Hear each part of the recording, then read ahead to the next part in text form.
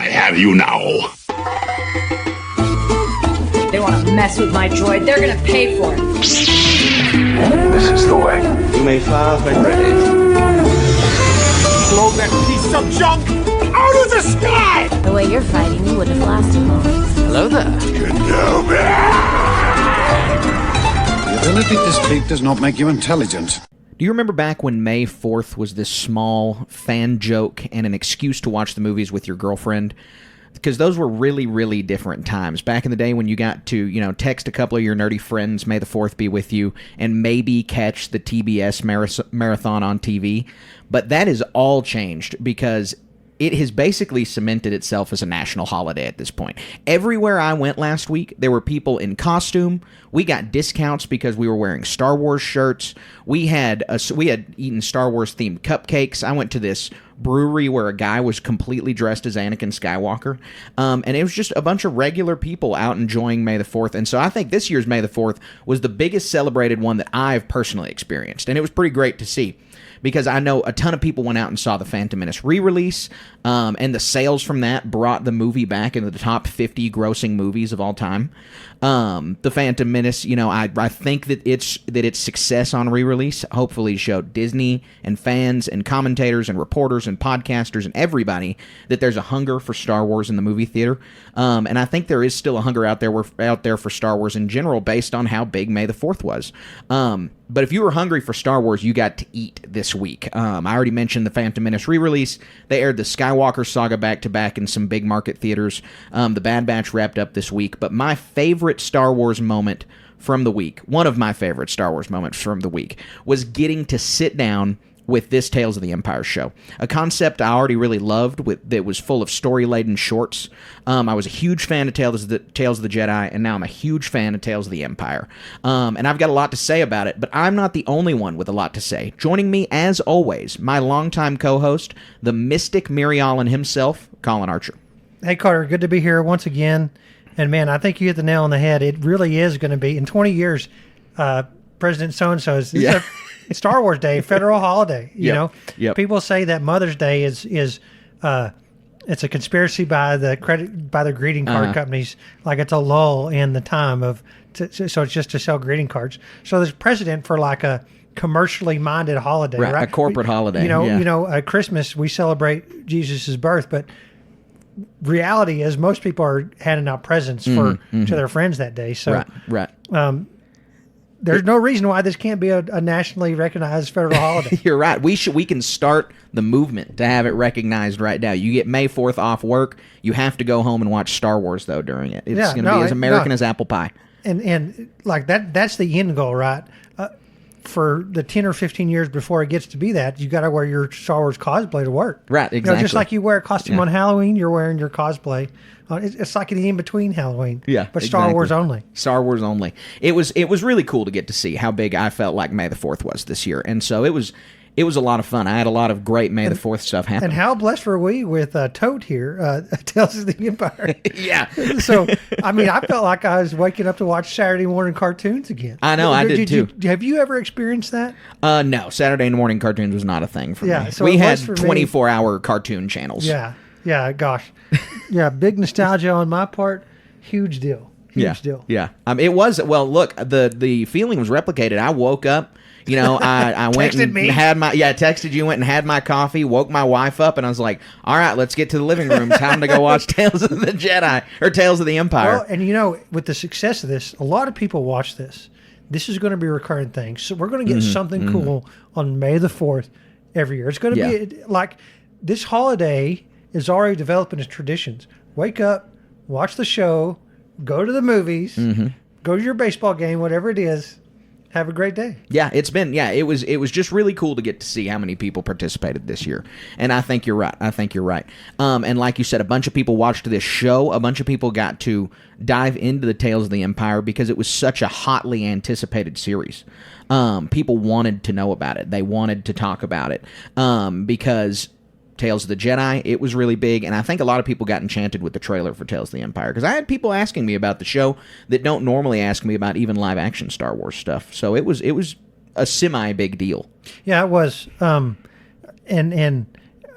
how much it was riding on May the 4th stuff and just the hype around the holiday, and how much of it was people wanting to see, because up until this was announced, we remarked on it on our other one of our previous shows, is we had no idea this was coming. We knew something was. We thought it was going to be another version of Tales of the Jedi. We had a lot of fun speculation, but we were blindsided by Tales of the Empire. I think this is a good start, but I think there's more stories to be told that are more Empire-centric. And maybe I'm just, Morgan Elsbeth is, and the Inquisitors is, but I want to see something from one of the Moffs or... Yeah, there was a little bit of criticism I saw out there that Tales of the Empire spent like 3 episodes with the Empire. Right. The rest of the episodes were not Empire-related. Yeah, I want to see something that gets into that nitty-gritty of the Empire. Right. But we have these episodes to talk about, and they were really, really good for what they were. We got a lot out of them. They were 2 really different episodes. And so I'm ready to dive into it. But we have, for the first time in a while, a rapid reaction clip to play for you guys. It was released free on our Patreon, patreon.com/Star Wars Station, on May the 4th. But if you didn't get a chance to listen to it, or you want to hear a refresh of our rapid reactions, here they are right now. He doesn't seem to take a hint, this guy. Colin, may the 4th be with you, and may the 4th be with all of our listeners, and what a good holiday it is. I know you and me are getting ready to go to our local May the 4th baseball game. That's going to be a lot of fun this evening, and we got to watch some brand new Tales of the Empire this morning, and I think we got 2 really good, really unique stories. One is a lot more defining of the universe. One is a much grander story, and the other one is a lot more personal, a more intimate, poignant tale. And so I think there were 2 really good ones, and I'm ready to talk about both of them. Yeah, I had a lot of fun watching both of these things on this fabulous May the 4th. And, there's a lot. You got to peel back the layers as usual with all these things. Very cool. Lots of cool little details. Yeah, it was. So this is rapid reaction. So these are our raw thoughts, and we're just going to hop right into them. No notes, no editing. This was just our first watch through. And so taking a look at the Elsbeth story, it answered a lot of questions, right? Because that character was such a mystery in Ahsoka. We didn't know much about her. She was a Night Sister. She owned a ship-making company. She was the magistrate on that planet, Corvax, Corvus. And so it was very interesting to get to see her character's journey over those 3 episodes. Yeah, it was. I mean, she almost seems like a genius in her own right. Going from real humble beginnings and allying with Thrawn and getting to be what we saw in the Ahsoka show. And she's no slouch. And it's crazy what motivated her to get that far. Yeah, it is. It is really, really crazy because we get to see her in the beginning. Everything she is driven by revenge, and Night Sisters are dark side users, and so this is kind of this isn't crazy. That's not very suspicious. I mean, Mother Talzin seeks revenge multiple times. Obviously, Asajj and Maul, and they're encouraged to do things like this. Even that's Marin's driving motivation from the Jedi games, and so her driving motivation being revenge makes a whole lot of sense with her being a Night Sister. Where the story really starts to click, though, is I think when we see her pitching the TIE Defender to the Empire, because now we kind of have an answer for what Thrawn, how he became a champion of the TIE Defender, where the TIE Defender was coming from. So we know that a lot of the resources going to that factory on Lothal were coming from Corvus.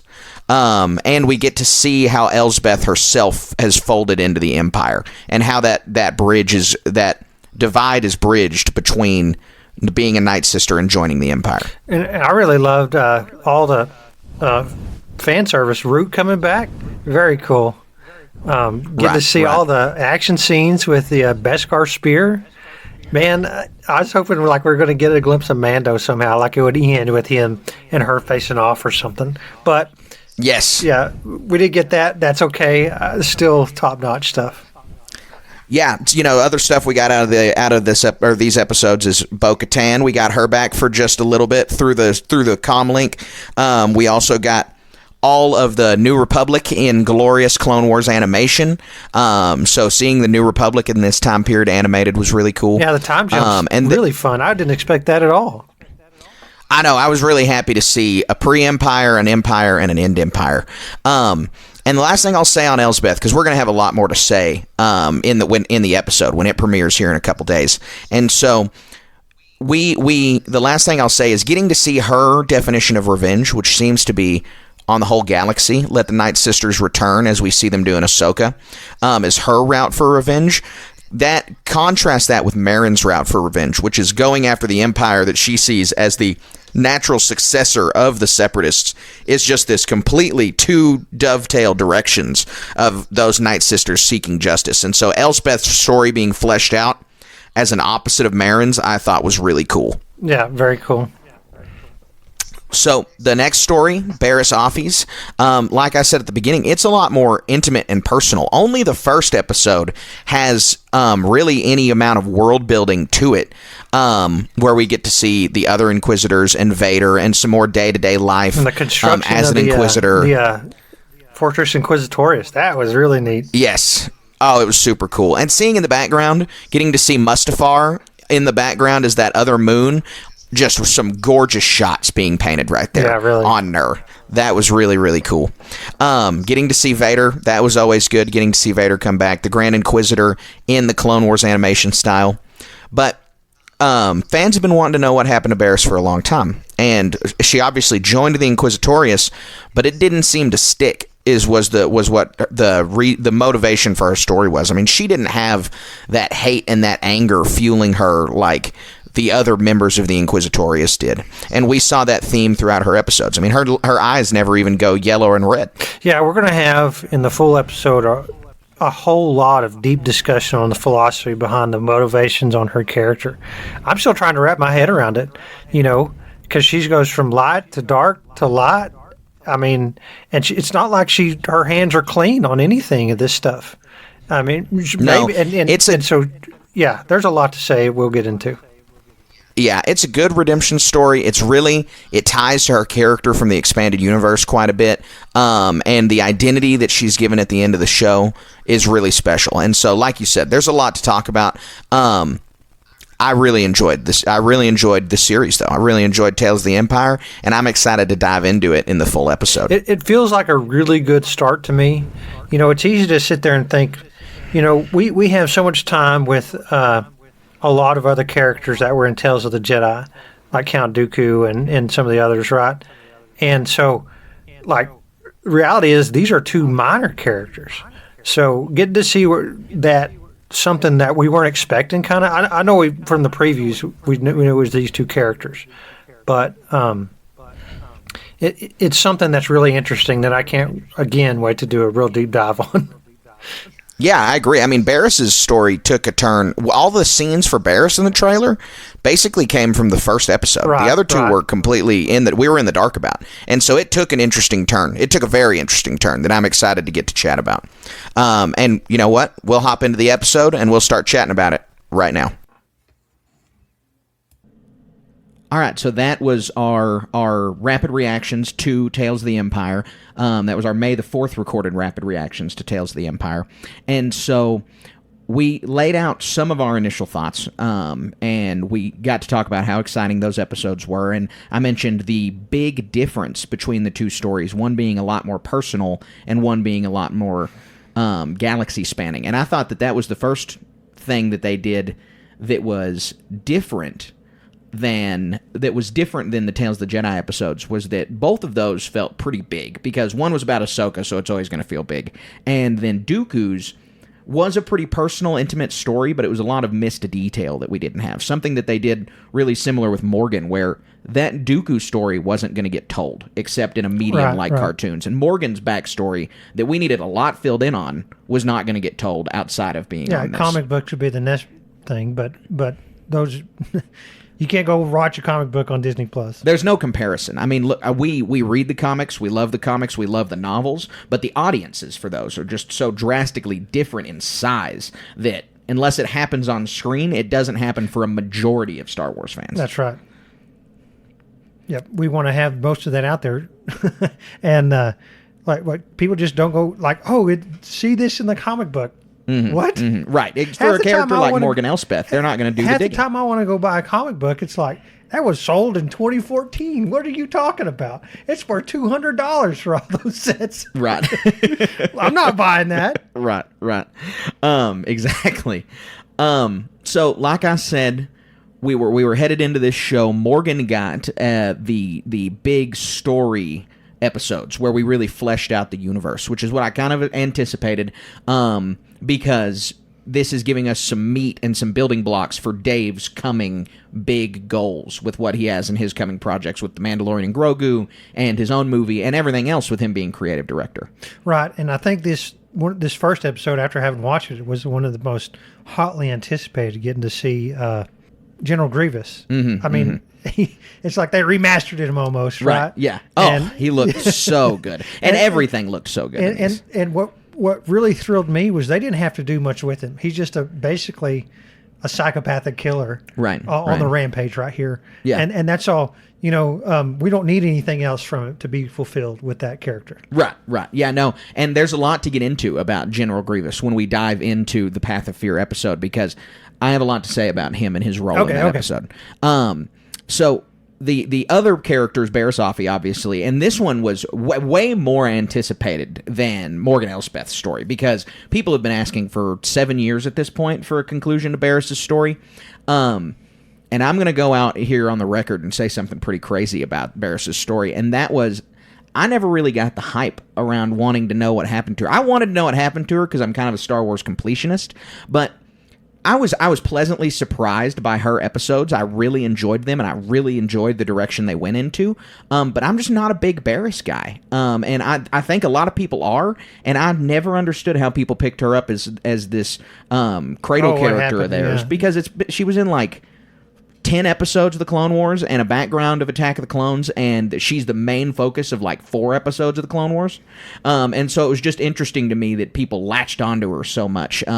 And I think that I've seen a lot of reaction online to this arc for Barris, and there's been some backlash that I think people just had their expectations way too high. Yeah, I'm glad I don't really read that much online stuff when it comes to that. I don't want to have my opinion colored too much by what other people say. Yeah, no, I do have a understand lot that. to say about this. I'm looking forward to talking about it. Yeah, well, it's just a matter of, we always talk about on here that we have to make sure that we're measuring our expectations. When heading into a new Star Wars movie, it's the most difficult thing in the world to measure your expectations. Right. But you have to know that if you're headed into something thinking it's going to be way over the top and it can't meet your expectations, you're going to be disappointed, which is what I'm worried happened with this Barris episode. Yeah, it could for be. a few People had so much emotionally invested into this.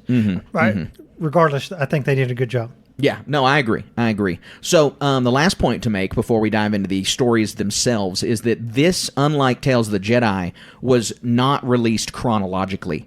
Tales of the Jedi, it mixed the Ahsoka episodes and Dooku episodes together based on when they happened. Right. And this one, it told them just 2 isolated stories, arc and arc, that overlapped dramatically. I mean, all of Barris's story happens between both the bookends of Morgan's story. Yeah, that's interesting. And so let's dive into Elsbeth's story first. And we went into this with a ton of question marks. And so I just want to stack up the things we don't know about Morgan before going into this. Not all of them got answered, but how was she a human member of the Night Sisters? How did she get wrapped up with the Empire in the first place? Obviously, that one did get answered. How did she own a factory on Corellia? That one's like, you can infer how that happened. Right. How did she begin to run Corvus? That one, very clear. And so there's a lot of questions that we had going into this. And I think, how'd she survive the purge? Yeah. Yeah, exactly. How she survived being and one of only 2 Night Sisters that we know of out in the galaxy. And so I was happy to get a lot of answers for this story. We didn't get them all, and I wish we would have gotten them all, because there is a couple that I think really need to be answered. But that's okay, because the first episode answers a couple of the questions, and it's about how did she survive the purge of the Night Sisters. And so it's called The Path of Fear is the first episode, and it opens with beautiful red sky over Dathomir, and it's super cool. You already mentioned this when talking about Grievous, to get to go back to old events with this newest, greatest art quality that they've done, and it just gets to replay those events more vivid, and it's been really great. Yeah, you almost get lost. You think you're watching Attack of the Clones or something like that. Yeah, you're absolutely right. The Geonosis stuff, it's like, this is a little bit better technology. Somehow, also with the how vivid they made everything, the layering that they had on the different art assets, the color of the fire, they made the genocide at Dathomir look way more brutal than it did the first time. Yeah, those old Clone Wars episodes, I think they're so old that it was just a little too cartoony. This was very vivid, and they made the massacre look vivid. Yeah, yeah, and in so many cases when it comes to droids and droid conflicts of like organics versus droids, it seems like you only ever hear about where the organics lost, right? In so many cases, the hero has to win, and in other cases, they're like up against very high odds, but they prevail in the end. This is one of the very few depictions where the organics are just getting run over. Yes, yeah, and this is and it's scary. It would be so scary. Oh, terrifying! These we really lose going to that Phantom Menace re-release, and I'm going to talk about the Phantom Menace re-release a lot more during Star Wars Moment of the Week. But going back to the Phantom Menace re-release, seeing the way the droids are portrayed in the Phantom Menace as opposed to Attack of the Clones, Revenge of the Sith, and the Clone Wars, is the droids are not comic relief at all in the Phantom Menace. They have no comic relief. And so they are only cold, unfeeling machines. I mean, it's like your toaster held a gun to you. You can't reason with it emotionally. See, but there's a disconnect there. Nobody thinks these droids are scary. No, because of Attack of the Clones and Revenge of the Sith and the Clone Wars series. Like, we need to make a fan edit or commission one of where we replace the droids with a T-800 Terminators. Because that's what they are. Scared shitless at that point. You see those scenes of Din when he's a child in The Mandalorian, and you're like, and he's terrified of the droids, and they're mowing people down, and that is the perspective of regular civilians to these droids. The only reason they're comedic is because we have the perspective of a Jedi to these droids, which they are comedic at that point. Right. They are not as good as clone troopers, but they are mechanized and terrifying. And so this, you're right, did an absolutely great job of showcasing that. So we have them just mowing over Night Sisters. And then Grievous's entrance takes no pause. It's as soon as the Night Sisters say, let's retreat, the one who's screaming retreat gets stabbed right through the chest with a green lightsaber. And you hear the cackling and the evil. And this is just Grievous maybe at his most evil we've seen on screen. Because he is just he is reveling in the destruction here. His droid army is getting to do what it does, and that's wreak havoc and destruction. There's no Jedi to stand in his way. He's just getting to march over these people. And as we said, these depictions are so few and far between. Every time we see him in the films, the odds are even. Right. One Jedi versus this multi-lightsaber wielding monster. And opposed to this, it's just like a slaughter. Yes, it's awful. It is. And we see that because he fights Elsbeth's mother, Selena, with her force-imbued sickles, which are super cool. Awesome weapon. Really good throwback to like what the EU said the first Jedi used, which were just force-imbued swords. So this was really cool because obviously the ancient aesthetic with the Night Sisters is one of their most attractive elements. Like that's one of the coolest things they have. And so those force-imbued sickles are really cool, but I really love seeing with every strike and every strength, every pull of Grievous's that they lose their potency. And it's showing that what you said earlier, when Grievous is matched against a Jedi, it's even because they have the Force and one lightsaber versus this just ridiculously ruthless four-armed cyborg. But the Night Sisters, especially as individuals, don't have as much collective Force sensitivity as the Jedi do, or don't have, as individuals, as much connection to the Force as the Jedi do. And so you can see Grievous's power and raw strength win out over the Force as he continues to bash these sickles and then eventually kills her mother. And it's just with each parry, they lose their potency, and that was a really cool visual cue from Dave there. Very cool. I can't overstate it, how the whole combat sequence, with this and the Bad Batch and so many other things here recently, and we're supposedly fixing to get to see an Acolyte, these animated combat sequences, these planned out combat sequences are just getting better and better. Yes. Yeah. Absolutely. This is sadly one of the few that we get in the Elsbeth arc. The other ones are just, we get another cool one, but it's not like lightsabers, which is always the best part. There's good ones in the Inquisitor one though, for sure. Right. So Everything Grievous does as a character, though, is boiled down to how much of a coward this guy is, because he's sitting there dominating this Night Sister, and then all of a sudden, to beat her, he just stabs her in the chest with his third arm, and it's just, this guy, everything he does is so deceptive. And that's a good part of Grievous's character, but I was just like, that's so in character. When I watched him do that, I was like, this is absolutely Grievous's MO. Grievous screaming run at Elsbeth was super scary. Like, if you're a normal person, that would stick with you for the rest of your life. Yeah. If you made it away, you'd have nightmares. That'd be your PTSD trigger. You couldn't run a marathon ever again. Exactly.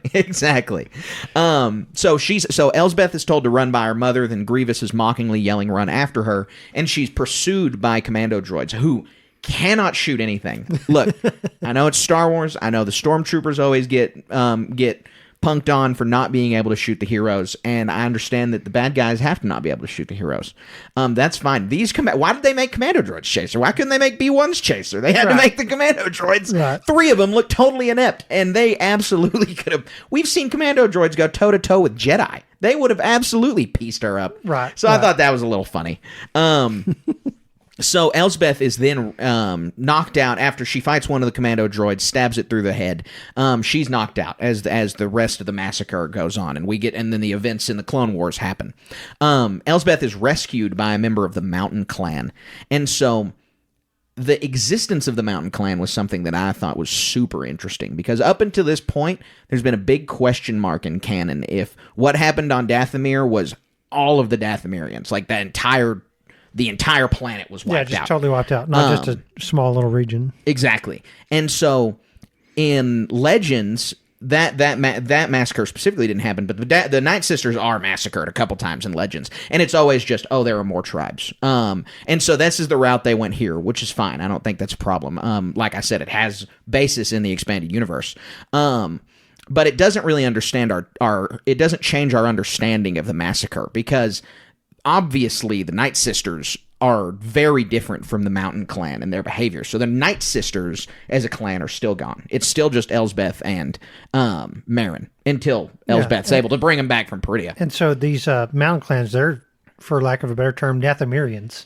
Yeah. I mean, they might have powers, and they're doing the different, or as we see, but they're not out there kind of like exerting their will on the galaxy or something like that. Yeah, exactly. They're not as militant as the Night Sisters are. They've got that. They're still witches, but they're much more secluded. Right.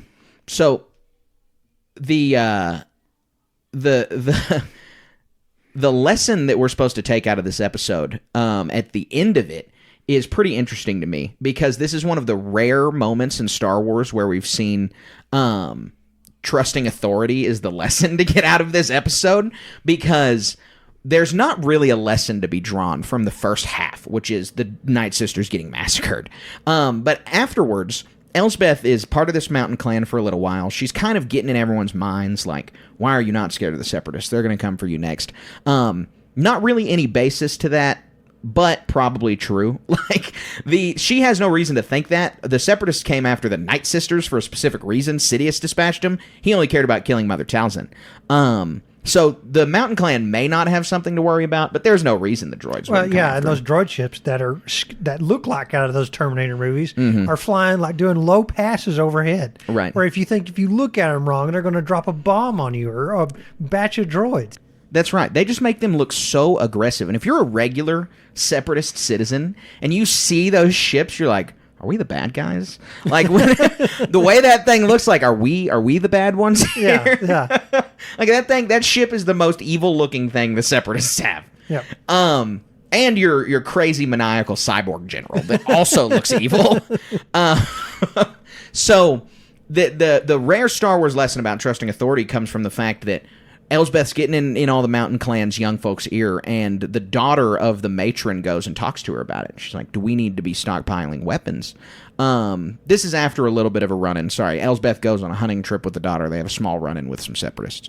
Anyways, she goes to the mother and says, should we? And her mom just says, like, trust me, our ways work, yada, yada. Just telling her, don't go do anything rash. And then Morgan convinces all of them to go out to the Night Sisters' weapons stockpile, and that's where they get dropped in on by the droids, because duh. Obviously, you're going back to the scene of the crime. The droids are still patrolling. This was a bad plan from the outset. Yeah. Yeah. Not going to happen. Why would you do this? Right. And I don't. So Morgan coming into this mountain clan and sowing this dissension and getting Tali killed. I want to know, is it because she's a Night Sister and a dark side user? Like, probably, right? Like, is the reason she's such a bad seed among this clan is because she's a dark side user? Like, she's only thinking selfishly and about revenge? Like, that's the only thing that can make any sense to me in this situation, is that Elsbeth is already gone. She's already lost, just by virtue of having been a Night Sister already. Yeah, I mean, she's heard about these mountain clans people, and they're just like the pacifists of the region. Mm-hmm. And if you're of this hyper aggressive sect, why would you want to associate with them? Right, that's true. And so the droids come. They destroy the weapon outpost. They immediately, first thing they do is shoot Tali, the matron's daughter. The other two, just regular mountain clan girls, have no business fighting the droids. They don't do a single thing. The one's holding a spear, hiding behind a tree. The other one misses a couple shots with a bow and arrow. And so, like, why did you give them weapons in the first place? Yeah. Like, Elsbeth, you should know better. And then Elsbeth is just going on a rampage, which is really what seems to have been her mission in the first place, was she just wanted to kind of get in some action with some droids and take out her frustration. But she gets bodied after she kills quite a few droids. I mean, she gets through a lot of them. And then you have the matron of the mountain clan appear out of just this force ball. She appears out of nowhere with this big burst of light, with a very, very Ahsoka-esque outline. And I couldn't think of any significance that would have. I don't know what that means, but I did notice that it looked like Ahsoka. And she just gets rid of all the droids in one fell swoop. It's just a giant ball of energy. Yeah, using a force power. Yes, an undisclosed force power. Yeah, which the Night Sisters would have. There's probably all kinds of stuff that are unique to these different clans. Yeah, no, absolutely. So I have a question, just the way she appears in all of this white light and the way they behave and with their pacifism, do you think these are light sisters? Are they light side oriented witches? Or do you think by virtue of being a witch, they have to be on the dark side? Oh, gosh. That we're going down a huge rabbit hole here that... I haven't read any discussion on this. I would, like I said, I wouldn't want to taint any wisdom on this. I want it to be just of my own mind. I mean, I guess that's plausible. Dathomir, just the name of it sounds bad. It sounds like let's head off to Dathomir. That sounds like some place you go be up to no good, right? Mm-hmm. And then so, when you talked about the force-imbued swords, and how that was the first weapons a Force user probably made. I went down a theory in my head of, if you have a group of Force users and one side goes down a path of there's some militancy here because you have to defend yourself in this wide galaxy. And one side's like, hey, we're going to progress this technology, these weapons. We make lightsabers. But the other one don't. And you have these two branches of Force userdom, right? The Jedi and not the Jedi, and Sith along that Jedi path, right? So, if the Jedi split down the path, this could be just the same way. That where these Night Sisters have their not so Night Sisters, and so I think that's entirely plausible. But and we don't see this mountain clan do anything aggressive at all. Obviously, there's a schism in the leadership, and I mean, because the Night Sisters have no qualms in possessing a corpse, right? And so many other fantastical fiction, that's like an extreme desecration of morals and stuff like that, right? So, this mountain clan's obviously not on the radar of the droids. So, right.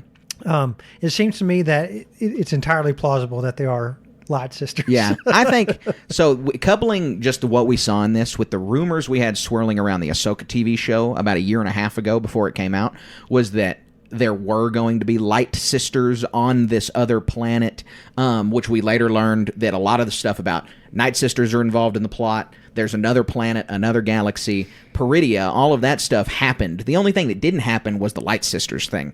And so that leads me to believe that maybe that was a concept that couldn't get explored in the first season of Ahsoka, or in the first 8 episodes of Ahsoka. And this was an idea that Dave's keeping in his back pocket that he's slowly introduced the concept of here, that will later be built on. And that's just a guess of mine. I'm not sure. But from what you said, which I think is totally correct, is that because when the Night Sisters get to the galaxy, were there already Dathomirian witches practicing some form of force using? Did the Night Sisters from Peridia colonize Dathomir, and then those mountain clans are split after the fact?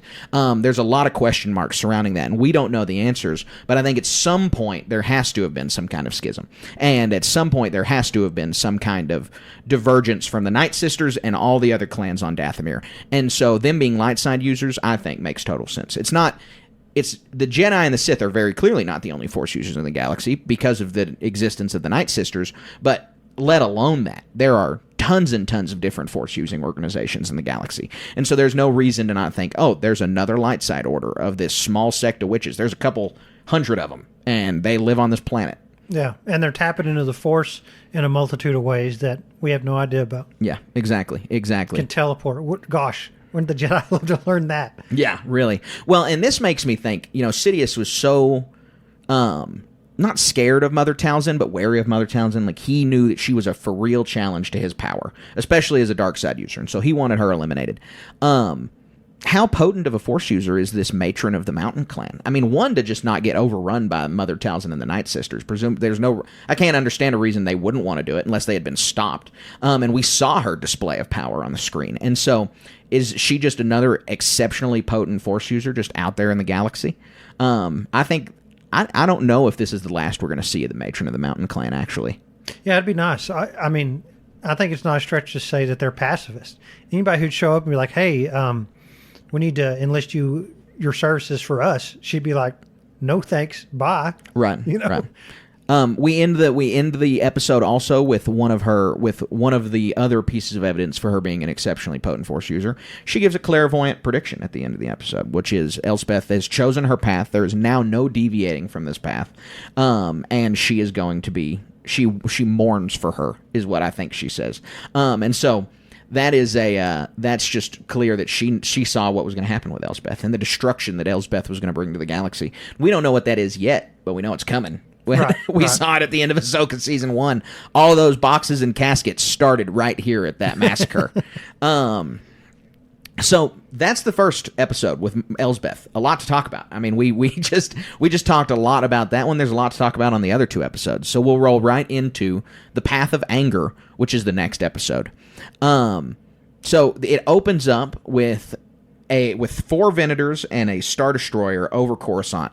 And having just watched The Bad Batch a couple days before we saw this, with the first Imperial Star Destroyer flanked by 2 Venators, this must, just to me, they're trying to broadcast that this took place about the same time. But Thrawn has his Admiralty, which doesn't take place for many years after The Bad Batch. And so this story was pretty hard to pin down on the timeline for me. I don't know where this story takes place. And I don't know if it lines up completely with Rebels, the Thrawn book. Right. Well, yeah, but the Thrawn book, he gets his Admiralty in one of his 3 books. I think at the end of his first one, which that one doesn't end until a few years before Rebels. Maybe a year before Rebels. Yeah. That's tough. So it's a big question, right? And really, honestly, the answer is probably it's a retcon of when Thrawn received his Admiralty. Because there's no reason that the Empire would have been running Venators 6 years before A New Hope. Like, they were phased out at that point. And that's about the time Thrawn got his Admiralty, I believe. And even if that isn't the time, the promotion definitely didn't happen later than 11 BBY. And so, or earlier than 11 BBY. And this definitely, with the Venators being used, I think happens before that. So it's a big question mark. I think it's a retcon. I think it just is going to have to be ruled a retcon. Yeah, we need to break out that one big giant book you have that is the timeline. The Timelines book? Yeah, actually we should, because it'll have that Admiralty. Really do a deep dive on that. That could be an alternate episode for the patrons. Yeah, absolutely. I mean, because again, I don't go online and read a bunch of questions. I'm sure this one has a lot of comments under it. Yeah, I bet it does. So we then get into the bridge of the Star Destroyer, and we see Elsbeth doing a PowerPoint about her TIE Defender project. So that was a big surprise for me, was that Elsbeth was the originator of the TIE Defender.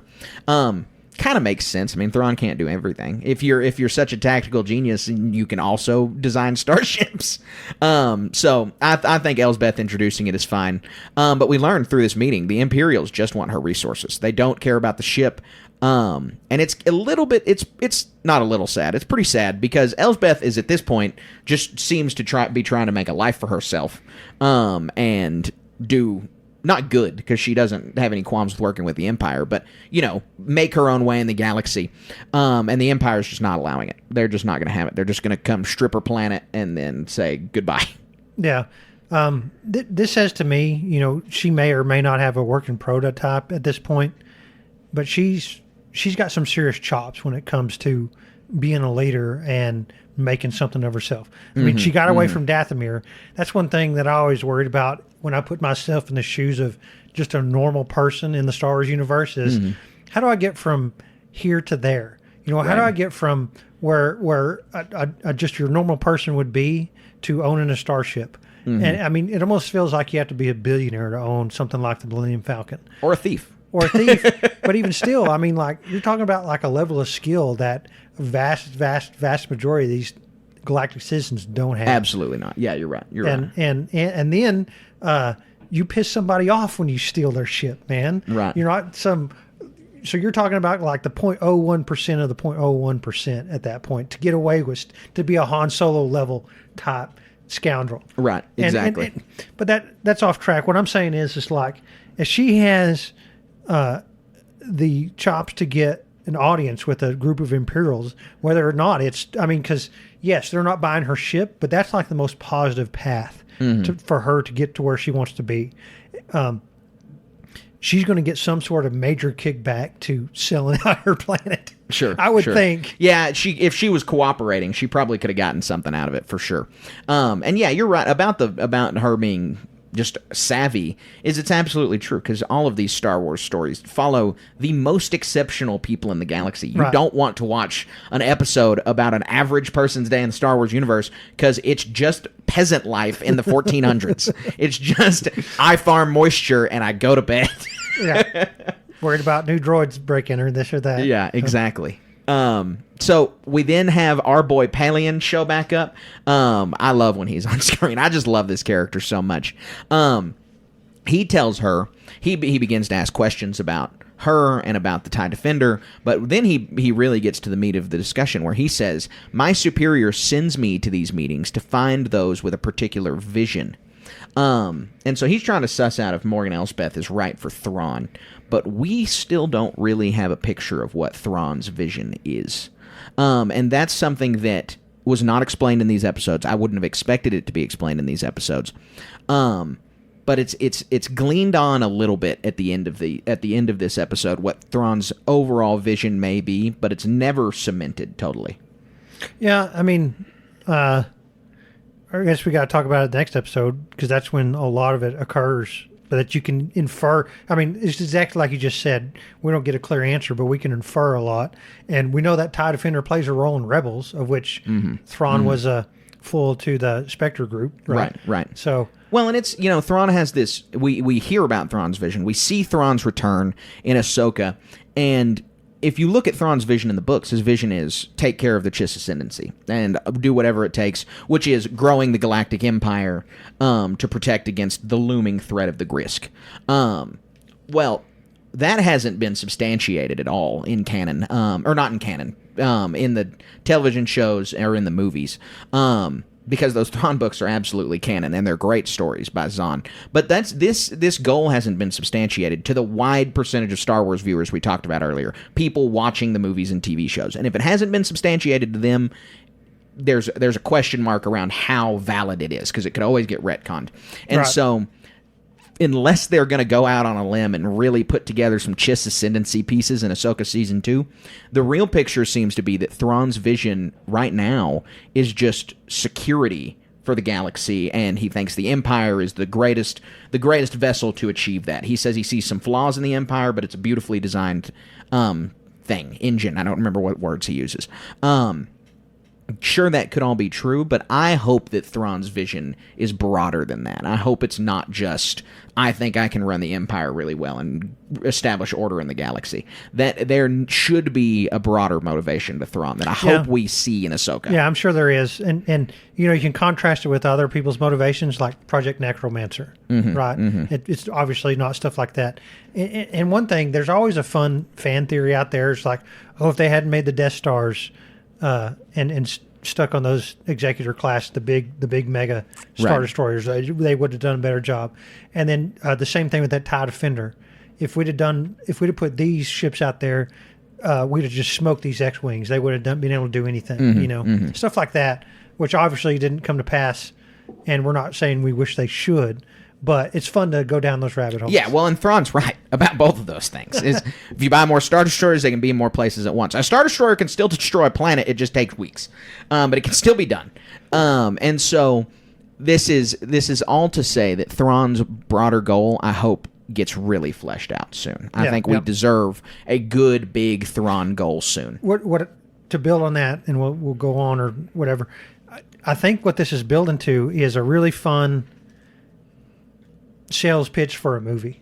We're going to get something else. Probably we're going to get another Tales of the Empire or some other Tales of the Jedi or something. We're going to get Ahsoka season 2, and then there's going to be all these elements coalescing into something really cool. Yeah, there's question marks. We're going to be so thirsty to see this movie because Thrawn said this is going to happen, and we want to see how it goes down. Right. There's question marks that I think we will certainly have answered at Dave's movie. Like, I think that we're building a path towards that movie. Pieces are slowly being put together, and there's still mysteries that we're supposed to be wondering about at this point. Right. I only worry, this is super premature, but I only worry that if that is true and people start to really latch on to the idea of Thrawn as this big bad, Dave's building this grandiose story, that what happens afterwards? Like Endgame. It's like Endgame for Marvel. What happens afterwards? No one goes and sees your movies because it climaxed and what everyone cared about happened, and now it's over. We can always say somehow Thrawn returned. Yeah, exactly. So Corvus, before Elsbeth comes in, is gorgeous. They did a great job doing the art piece as her ship flies over. It looks like Colorado, and it's really sad because of how we know Corvus looks in live action in The Mandalorian. And so she lands.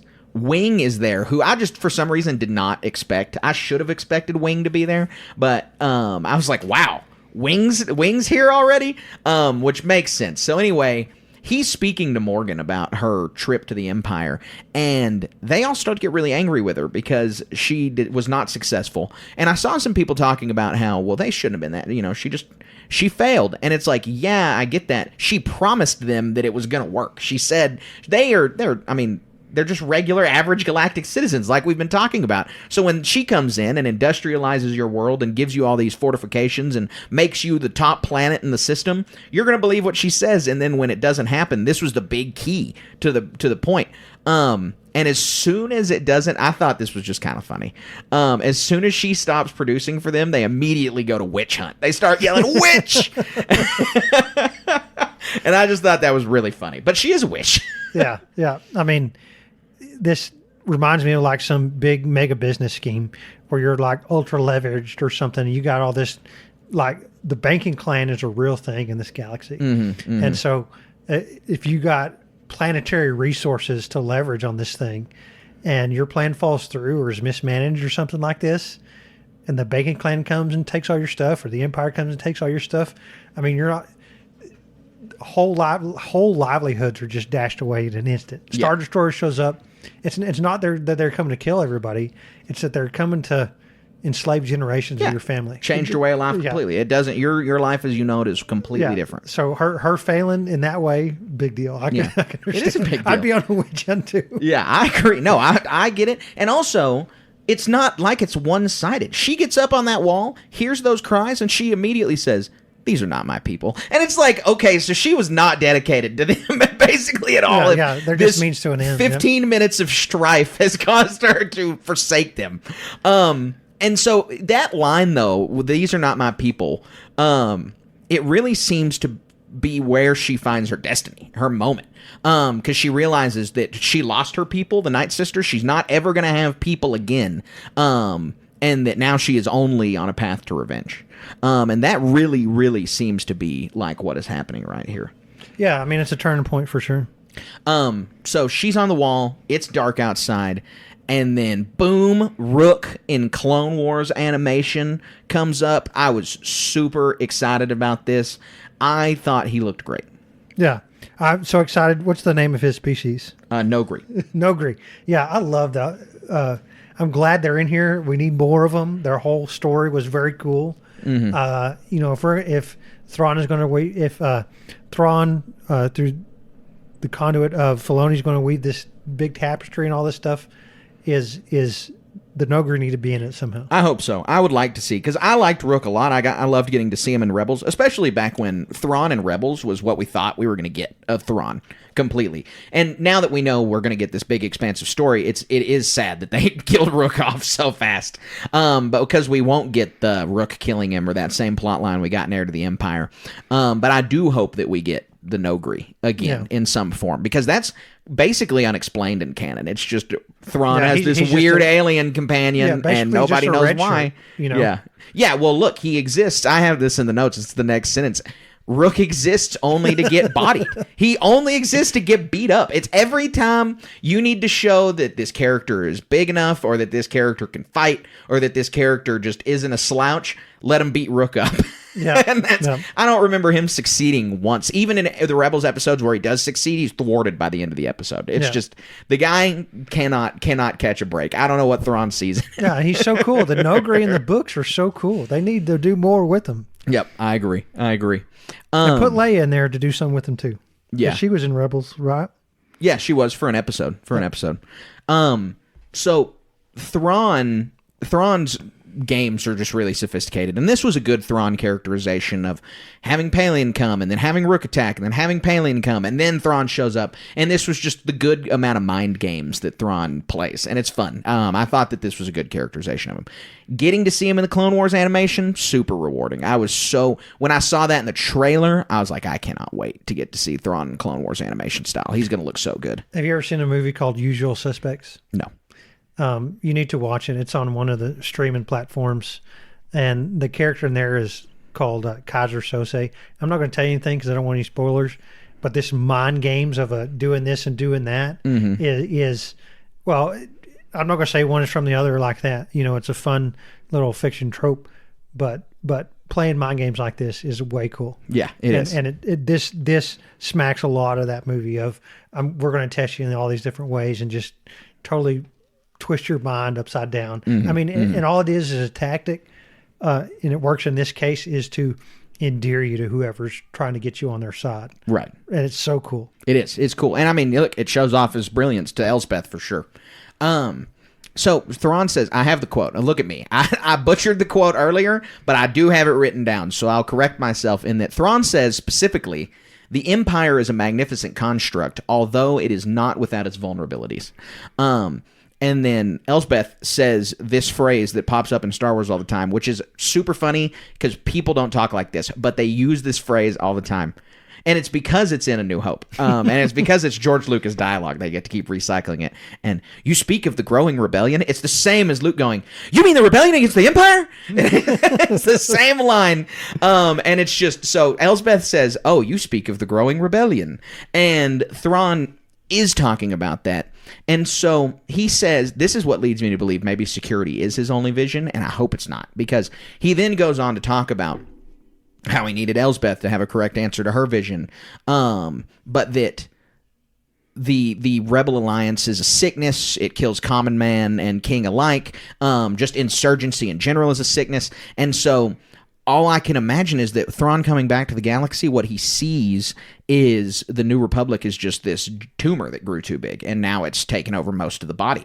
And his whole goal is going to be to get rid of the sickness and put the Empire back. And it's like, I want there to be more from Thrawn than that. And I worry that this speech right here, that's all there is. Yeah, me too. In my mind, he's like the Moriarty to Sherlock Holmes, or both of them combined, right? Mm-hmm. That's what we've always said. And there needs to be something overarching here that's going to really put this over the top. Yeah. We need to feel like Infinity War, where everything's we need lost. something. Yeah, exactly. We need something big. We just need Thrawn to have a big goal. It doesn't need to be Force related. In fact, that would be bad. But it needs to be related to something huge. He needs to have a wider goal rather than establish the Empire again. Yeah. And it needs to have original trilogy characters. Well, yeah, that's a given. So Thrawn is also, and this is just a consistent thing throughout, we have all these exceptionally genius people in the Empire and great villains, and we've got Tarkin, and we've got Krennic, and we've got the Emperor, but Thrawn is still the only person who ever identifies the actual problem with the Empire, and it's the Imperial bureaucracy and the corruption inside the Empire itself. Palpatine obviously knows about that. He just doesn't care because the Empire is a means to an end for him, and he thinks that it needs to be just everyone dominating out for each other, scrapping to the top is going to create the best people. Yeah, Sith ideology. Yeah, right? Exactly. So he's just putting that into practice. So it's not weird that Palpatine doesn't ever recognize this. It's weird that Tarkin doesn't ever say anything or do anything about this. He's in at the this top, direction. right? Yeah, he's at the top, but he still needs to recognize that that's how it is, because Thrawn is right, is that if it continues that way, if it persists, that will be the Empire's downfall. I think without the Jedi, that could have been the case. Would have eventually been the Empire's downfall, is this bureaucracy on top of each other. I mean, we see that theme consistently throughout this era. And that's always Thrawn harping on literally. it. Yeah. But Thrawn's just always harping on it. And so we have Thrawn ask the question to Elsbeth. I already said this, but we got off on a tangent. But he asks the question to Elsbeth, what is your goal? Why do you serve? And her answer, was for the glory of the Empire, when Palin asked her first. And that's wrong. That's not the answer they wanted. And Thrawn said, you lied the first time. And so her real answer was revenge, which makes sense for Elsbeth's character. And then you just say revenge on who? Like, who is Elsbeth after? Because and I talked about this in the rapid reactions. Merrin, the Night Sister character, exists in Jedi Fallen Order and Jedi Survivor as this, I want revenge on the Empire because the Confederacy of Independent Systems no longer exists, and so I'm going to take it out on their natural successor, which is the Empire. It's just a way more direct path to revenge. Elsbeth's path on revenge is not really a revenge against an entity. She wants everybody to feel the pain that she's feeling. She wants revenge on the galaxy as a whole. She wants revenge on the people shouting witch. She wants the revenge on the CIS. She just wants revenge on the uncaring galaxy.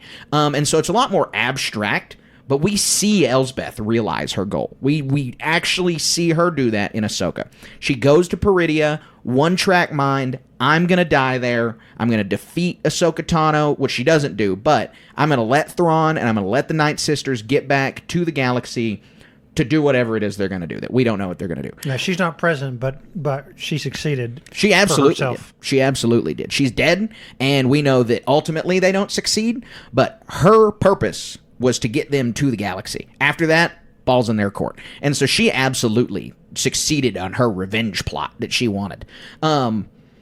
Like one of the only times that I think the bad guy is ultimately succeeded with their goal in Star Wars. Obviously, Palpatine succeeds in creating the Empire. He dies later. Like, he doesn't. His actual goal was immortality. Did not get that. Yeah. And so she's like the only one I can ever think of where it's like, yeah, she went from point A to point B, made it exactly what she wanted after that. Yeah, I don't really have anything to add. I think all that's perfect. So this episode ends. The only thing we got to mention on the last bit of this episode, baller shot with Thrawn's Star Destroyer and the rest of them over the over the mountain. Looks super cool. And then Wing is talking to another one of the citizens on Corvus, and he's this is bad. And yeah, no duh. Like you said, when you have 3 Star Destroyers coming above your planet, that's it. Your life's different now. Yep. And on no level positive unless you're, like Wing would probably be fine, but all the other people under him, bad. Yep. So we open on the 3rd episode, The Path to Hate. Ooh, do you see what they did there? Fear leads to anger, and anger leads to hate. I wonder who said that.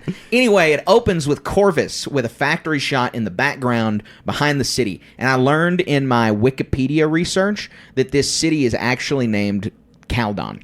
It has a name, which I was really surprised about, because I just thought in general it wasn't going to have a name. I thought, a lot of times these settlements, especially in recent Star Wars, just go completely unnamed. We've gotten whole planets that go unnamed. We had that planet Obi-Wan and Vader fight on in the Kenobi series. Right. It's a rock. Yep. It doesn't have a name. Yep. And so we have stuff like that happen all the time. So I was surprised to learn not only does the planet have a name, but Caladan is the name of this city, which I don't think is said on screen. Anyway, we see a factory belching smoke in the background, but all the trees are around, so we know trees are going bye-bye in this episode. We get to see the New Republic animated on screen. We've gotten that very cool. before with the Resistance, but this is big. The audience for this is much wider than Resistance was. So that was super cool. And then we have Nadura return to her home of Corvus. She walks in to talk to the citizens of Corvus, and she informs them that the New Republic exists, the Empire has fallen, and they say, information's so restricted here, we didn't know that. And I never got to thinking about that too much, but that has to be countless systems across the galaxy that much information is restricted. Like the Wild West or some mythos you see about where they just have uncontacted areas. They just exist out there. Mm-hmm. And until somebody shows up and tells you what's what. And even then, how much does it affect your life? Right. If you're totally ruled by a tyrant and one Republic person shows up with a meager bodyguard, okay, thanks, buddy. Yeah. Just come bring your army then. Yeah. Yeah, you're absolutely right. And this concept has been explored in Star Wars, and I think it's really funny because it's like the first thing that Disney did. They made a mobile game called Star Wars Uprising that was around for like a year and a half, and it was one of the first things they published under the Star Wars banner, and it was one of the first canon things they ever made because it happens after the Battle of Endor, set in canon, and it's in the Anowat sector, which is Bespin and Hoth's sector, and as soon as the Emperor dies, whoever is in charge of that sector, the Moff, has this security cordon off and has restricted information, and nobody in the sector can actually figure out if the Emperor is really dead or not.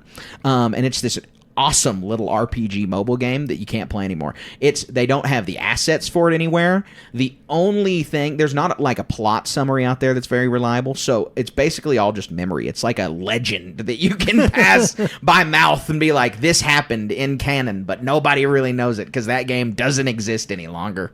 But this concept of them being isolated from information has been explored already. Yeah. So Nadura goes to talk to Elsbeth in her palace, and Elsbeth immediately comes out with this crazy manipulative language where she's like, you were too good to work in our factories. You thought that was beneath you. And it's like, you are putting these people to slave wages, lady. Yeah. Where she's probably living putting trillions of credits in the bank. Yeah, absolutely.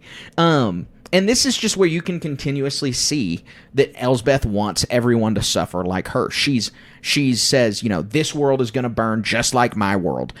She kills the New Republic guards, which is just kind of wild. I understand that the New Republic is spread a little thin out there, but how in the world, how did the New Republic not respond to this? They had an ambassador killed. Not even that they don't know the details of the story because she didn't get a message out. That's fine. Your ambassador never showed back never up came back. with a ship from your New Republic, a droid from New Republic, and 6 other dead people.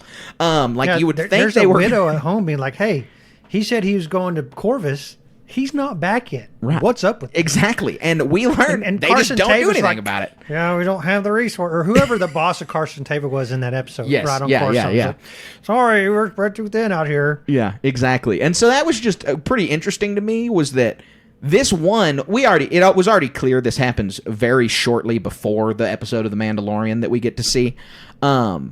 But not that short. I was still surprised that they never sent New Republic folks after seeing this. So Elsbeth wants everyone to suffer. But as she leaves and Nadura is running to her ship, most of the New Republic guards are down. She talks to Wing, and she looks at Wing and she says, your people need you more than I do.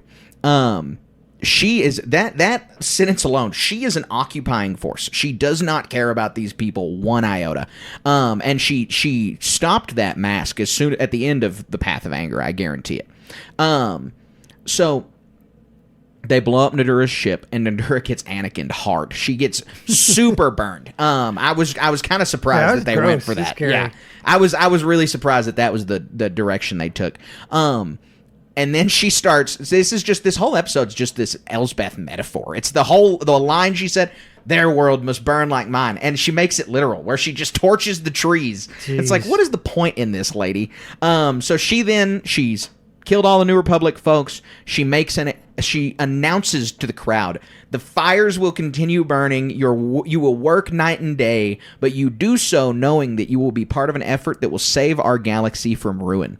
And so that answers the question of how they built the Eye of Sion, the hyperspace ring that got the Chimera back. It must have been on the Corvus slave labor. Like, that must have been what they were doing this whole time. And so that leads me to think that the ring was being built before Thrawn ever got taken out of the galaxy. I mean, that was 9 years. I feel like that ship would take longer than 9 years. It took 20 years to build the Death Star.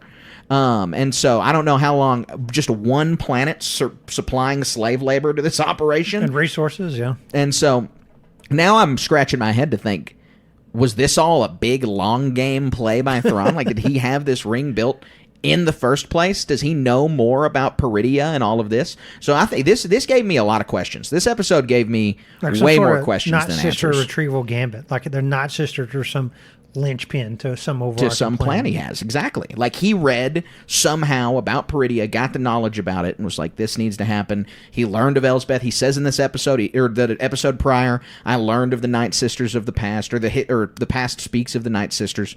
And so there's a lot of question marks around that. Yeah. One question I have is, where did she get that Beskar spear? I know, yeah, that's not answered. That's definitely a question not answered at all. I really wish they did. We care so much about weapon artifacts, the Darksaber, and we even started this whole arc about talking about the Force-imbued sickles or whatever. I mean, for nerds like me, they're a big deal, and I want to know where this Beskar spear came from. Yeah, that'll be a comic book for sure. Now that she's gotten her Tales of the Empire episodes, I feel like we're never going to get any more information about Elsbeth. Yeah. So Nadura's dying, burning up on the ground. She talks to Wing. She gives the communicator to Wing, says, be ready to do your part. And then the communicator falls right before Elsbeth smashes it to pieces. You can hear Bo-Katan, saying, hello, hello. And this means Bo-Katan, that's pretty cool, because that means her and Ahsoka were kicking it around a little closer than I had thought they were. Like, basically, Bo-Katan told Ahsoka about this planet, and that's why Ahsoka went there. And that's closer than I thought they were together at this time. And so I was pretty happy about that, because I think that means we're going to be, at some point, get this time period filled in with information that Ahsoka and Bo-Katan were hanging out together. Yeah, very cool. So that's the Elsbeth episodes. They were really good. They were really world-building. They were big. This isn't so much about the character of Elsbeth as it is about the grand plan that we see coming over the next few years for Star Wars. Go ahead. Yeah, it completes her story, right? I mean, we don't, from being a little kid, Night Sister, I had no idea that it was going to be so expansive across, I guess from the previews, whatever, but I had no idea we were going to Corvus. I thought it was going to be something before that. I had no idea. The 3 eras that we got. Yeah, and that was cool. That was a cool treat. I just feel like I had already said, that you're right. This was her complete story. I don't think we're going to get any more Elsbeth information. Yeah, she's done. This is her story told. Because there were a lot of questions about her character in Ahsoka, and this was the way to get us the information, basically. Yeah. But so a little bit less personal story leading into a very personal and intimate story with Barris's story. So I already talked about it. She's a fan favorite. She's not my favorite. But I thoroughly enjoyed the episode. Her story basically has no implications on the galaxy at large. And from the first episode on, the timeline is kind of like, you don't know when anything takes place. You don't know when this is happening, except obviously during the Imperial era. So we hop in with the first episode, which is Devoted. Barris wakes with a start after some lightsaber sounds because the temple is under attack. Just like every Jedi in the galaxy senses. Yeah, this is where she was at Order 66. Yeah, exactly. It's her Order 66 moment. Answers the big question. She's in a cell. And then the clones say, be glad you're not a Jedi anymore. I've seen a lot of people upset about this, that well, then why does Ahsoka get attacked? She's not a Jedi anymore. And it's like, come on, man. She was on a Jedi-sanctioned mission that she was just with her Jedi friends talking about. This woman is in jail. Like, it's a little different. Yeah, you can really get bogged down in the weeds. Like, is there a database of that these clones can reference? Right. They're just like, oh, is her name on this list? Scrolling through their little data pad. Oh, good. Oh, good. No, she's not on there. I mean, or could you just sit there and be like, these clones kill your Jedi friend like we did in the book or something. Or was it Rise of the Red Blade? I think they did that. And you'd be like, whoa, whoa, whoa. Throw your lightsaber down. Take your robes off. I'm not a Jedi anymore. I'm not Don't a Jedi. kill me. I Don't kill me. quit. I just quit. Did you not see? I mean, but they had some sort of intel. They had some sort of download or Right. I mean, because in that Rise of the Red Blade, they're like, yeah, Palpatine wants to talk to you. Exactly. And that's with Barriss she as well. gets her name taken off the list, right? Yeah. And so Barriss is there too. Some of these earliest Inquisitors, that's how they were identified. Was Palpatine already knew that who he wanted, and that's where they got. So they very clearly had some kind of... There's no way he just left it up to clone discretion. It doesn't really seem like an ironclad plan. But this is information that's developed over the years. You know, you could just as easily say, does this person possess a lightsaber? If they do, they're smoked. Mm-hmm. You know, if they're in the vicinity of clones, guess what? You're Order 66th. Yep, exactly. So Lynn the Inquisitor has come to liberate her. To get her out, she offers her. This is after the temple has been destroyed. This is presumably months after, because Lynn is already an Inquisitor, and that's, you got to have a little bit of a process to get in. And her epitaph is the fourth sister. So, since you brought that up, they never used anything. Was I missing right? They never said I'm fourth not sister. in these 3 episodes. There was no designated number of sisters at all. To none of them. And like, we only saw, since we're on this subject, we only saw like Filoni Inquisitors. The Grand Inquisitor, the one Ahsoka kills, was it Merrick? But I'll say Lynn is not Dave Inquisitor. Well, she's but she's like the little mentor of Barriss. But like, there's no, who's that big giant sister from the video games? Oh, fifth sister or something like that. I know who you're talking about. There's no some, Trilla. There's no But I'll push. The Lynn she was in the Kenobi series already, and so that's where she got introduced. Okay. She wasn't a Dave. Now I think she has 2 lines. We don't know her name's Lynn. She's the least effective Inquisitor in that show. But this is, she was introduced a little bit prior to this. But who are the ones? I'm sorry. Who are the ones in the Rebel series that? There's all kinds. There's the 8th brother. No, the ones I'm mainly thinking of are the ones that Kanan and Maul and Ezra fight. Yeah, one of them's the 8th brother. One of them's the 6th brother, I believe. Now I just got to pull up a list of Inquisitors. Well, I mean, regardless, the point is like we're very limited on the number of Inquisitors here. So this isn't something where all these cool Easter eggs are going to show up. Mm-hmm. Where like Iscata Karis isn't showing up in the back. There's not some background shot of her and her Twi'lek Inquisitor boyfriend or whatever, Right. So it's 5th brother, 7th sister, and 10th brother are the ones that they face on Malachor with Maul. And so we'll get to it. I got a funny point I want to mention when it comes up. Go ahead. Okay. So now that we've got that down, Lynn first popped up as the 4th sister in Kenobi, but she's here now to offer Barriss a chance at being an Inquisitor, and it's some time after the temple has been destroyed, and Lynn is already an Inquisitor. We read Rise of the Red Blade. That's a little bit of a process. It takes some time, and so it's maybe been 6 months to a year. So Barriss is given the chance to join the Inquisitorius because she accused the Jedi of treason, and Palpatine had earmarked her already. Like you said in the Rise of the Red Blade, we see Palpatine keep tabs on these people. She accepts because the alternative is be gunned down right where you're sitting. So they're flying to Nur, and we get this gorgeous shot. Cool? Mustafar pan down to whatever planet Mustafar in Nur orbit, and then Nur. And it was so cool. I want to do a quick aside. We need out of like Bad Batch and these, if we were doing a little bit better, what we need to do is like rank these 5-second scenes here. Yeah, 5-10 second scenes of the best shots. Our favorite, the last just few little bits art of stuff. Pieces. I mean, because seriously, they need to. You see the ads on all these like scrolling through social medias and stuff of like characters and scenes from movies. I want to hang some of these. Something like Nur with Mustafar in the background. That'd be cool as shit to put on the wall. You're right. So the Fortress Inquisitorius is under construction on Nur. We get to see that. Smart choice, because there would have been a lot of controversy on if they went with the Fallen Order architecture or the Kenobi architecture. So your answer was, we're just not going to do it. There's a lot of lines. So Barriss comes in. She's got Dante and Amar.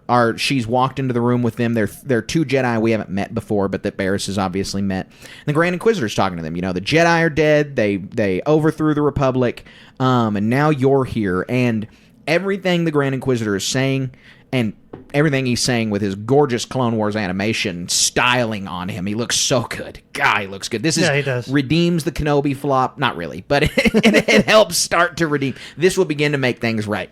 And so everything he's saying further reinforces that the Inquisitorius, and by extension the Inquisitors themselves, see themselves as a parallel Jedi Order, as an Imperial Jedi Order. Yeah, and has that ever been said before? I kind of don't think so. It's notional in Rise of the Red Blade. There's Iscat remarks on this a few times and just has this concept of this is a little bit like a reflective Jedi Order. But this is straight from the horse's mouth. Exactly. This is the Grand Inquisitor is all but saying that we are the dark side Jedi Order, right, which is what they are, but not. They're so much more a tool than the Jedi Order ever was. Yeah. This isn't a fraternal order. This is a. These guys office. are baseball bats and clubs and the strong arm of hunting Jedi. Yeah, exactly. They're a military wing, and they have ranks, and they have order, and they have everything else. And we'll get into how bad it is. Yeah. So Nur at night, super creepy. That was a super creepy shot. The Grand Inquisitor tells him not to leave their room. Amar does, because he's the one that's like, this is bad, and leaves and dies. God. Why am I laughing at that? It's awful. I mean, how obvious would this be, man? Come on. Yeah, for real. I mean, I guess he's brave. Yeah, well, there's nothing else, so he has no other path. And yeah, it's the more Jedi thing to do. But I'm sorry. I'm sitting there thinking, like, dude, they just flew you to a tower in the middle of the ocean. Right. What do you think is going to happen? Where are you going to go? Yeah, exactly. Are you just going to say, I'd like to leave now? I mean, seriously. And I not saying what happens in this episode. I want to get into it, but we know that as these Inquisitors progress, they go to different planets. There's nothing stopping these people from just disappearing later on. Mm-hmm. You don't like what's going on here? I equated this scene like getting recruited and going to boot camp, except way worse, obviously. Right. In this case, not in real boot camp was a cakewalk compared to this, but like you going to boot camp, going to Nur to be a dang Inquisitor, or going to be a Jedi. For one, you're a child as a Jedi, so you have no concept. That's just your life. But you go from one spot, it's this massive turn point. It's you're turning 90 degrees, total different direction than what you were going. And so there's all this fear and trepidation about what's going on. So in boot camp, you've made a conscious decision. Obviously, Barriss, she made like an easy decision. Under duress decision. So like, you just put one foot in front of the other, man. And if you don't want to do it in boot camp, you could say, look, I made a huge mistake. I'm going home, right? Because they just can't hack it. That's the way people are. And I understand, if you choose that, in this case, it's death. But man, he made a bad decision. Right. I mean, because I understand we can see into the future a little bit here, but he could have toughed it out and been in a lot better spot. Yeah, had a chance to escape for real, like you were saying. I mean, seriously, you go on a mission, you just disappear. But he has no idea about the missions or anything. He has no idea what this is. Yeah. But you're right. And we do see, though, later just how that fear, all of this is obviously a tool for the dark side. They want you to be scared. They are coming into this so it's easier for the dark side to seep in. And we see that in the last episode a lot with Lynn's character. And so Grand Inquisitor comes and gets him. He has Dante go one way, and he has Barriss come with him. And then he just has Barriss trying to attack him, which we've seen evidence of every time Inquisitors get trained, it's very specific. It's very oriented to what their flaw is, or very oriented to what they are. And Barriss, her flaw, is from the Inquisitor's perspective, is that she's too married to the high ideals of the Jedi Order. Like, the reason she bombs the Jedi Order temple is because she doesn't think they are being sufficient enough Jedi. They aren't being good enough. They aren't caring about individuals in the galaxy. Barriss is right all along. And so, yeah, well, and that's the point, right? Is that she's sitting here and she's still fighting like a Jedi, and the Inquisitor is just getting at her that you can't. The galaxy's no longer that way. You can't be holding back, and it gives her the dark side lends her the strength she needs, where she obviously uses the Force, pushes the Grand Inquisitor against the wall. He's pleased about this, and that's always the big demonstration of strength for a lot of Force users, is when you get beyond the lightsaber and are able to do something with the Force. That's the more impressive thing, right? Right. No, yeah, that's a big deal. So one thing I want to mention here is, one of the funnest things, the best thing about the Grand Inquisitor is we have no idea who he is. He's the Grand Inquisitor. He's not Billy Joe, who the Jedi. We haven't who gotten did his this backstory, stuff. And I kind of hope we never do, in a sense. But putting yourself in like Barriss's shoes or something, and going back with this boot camp analogy, and continuing it throughout this whole episode. She was in jail, and she gets recruited into this organization where she, at the very least, loosely knows everyone. You grew up in a small town. I grew up in a small town, and a bit bigger than yours. But you don't sit down to dinner with everybody, but you know everyone. Mm-hmm. Everybody's there. So these are faces you've seen. You sat in an auditorium with these guys. You've seen them on the other side of the cafeteria. And I really wish, like, what in the world was she thinking? Like, man, that was the Jedi Guard who was always out and now he's leading this thing? Right. What in the world is this guy doing here? Yep. And same thing with these other Jedi, that they come across. It's like, this guy was that guy. This guy was that guy. I don't know. Silly anecdote kind of, but like. No, I think I think it's an important point. He was down there sitting eating in the cafeteria, or he was guarding this guy. This guy wouldn't crap back in the day. And now he's leading this evil order. Come on, man. Right. It'd be hard for somebody who was a terrorist and a bomber and like in jail for high crimes to be like, man, you ain't nothing, and I'm gonna whatever. Well, we can easily imagine that the Grand Inquisitor was we know was one of the guards during Ahsoka's trial, so he's been close to Barriss, involved with Barriss, and so they may or may not know each other. I don't know what the rules are on the Temple Guard mask, if they got to keep it on all the time for whatever reason. Well, it's a Children of the Watch style thing. Well, think of it almost like if you had Palpatine's guards and they're always in their mask and all this other stuff, maybe there's some sort of like light side version of those guys where they're just like really cool, where they train. Well, this all is the what time. I think the Temple Guards are like. I think that is this something elite out there. Combat. Think of almost like the custodians in 40K, where these guys are almost like untouchable, right? And I mean, because the Inquisitor. My point is, the Inquisitor, this unknown dude, shows up at the leader of this evil order, and he just dominates all these just regular Jedi.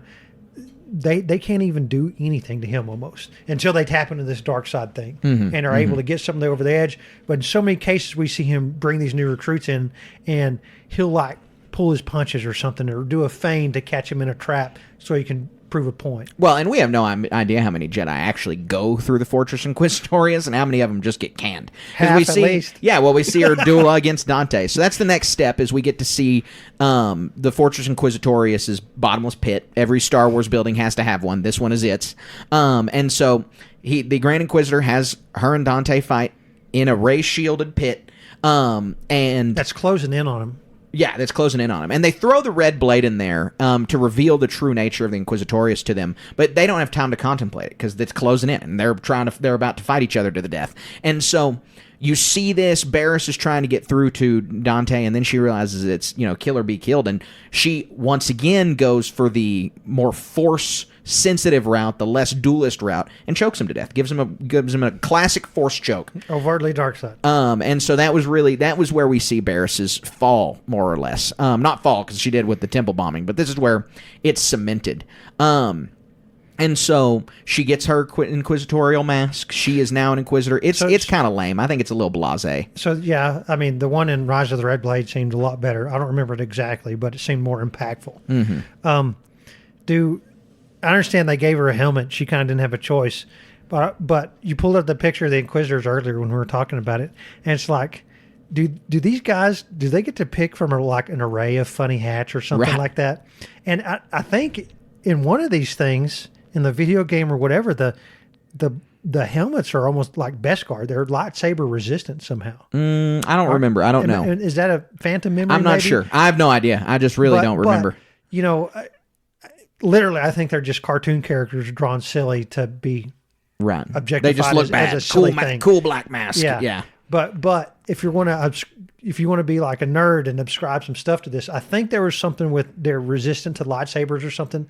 Like I remember that fifth brother or whatever, he had it glance off of his helmet or something like that. Interesting. Okay. Yeah, because he wears that goofy, especially in Kenobi, where it's that giant goofy tennis board on his head. Yeah, and so like, but I'm just sitting here thinking, one of the sisters had this like oversized deer hunter's cap from like Sherlock Holmes or something. It's silly, stupid, like a fireman's helmet. That's oversized. You're talking about Trilla. Trilla's is that way. It's got the droops down. No, it's the one from the cartoon. Either way, but my point is just as a joke, it's like here's an array of silly hats that you can draw from. All the cool ones have been picked. Right. Like Grumble, I'm gonna wear the dumbest hat now.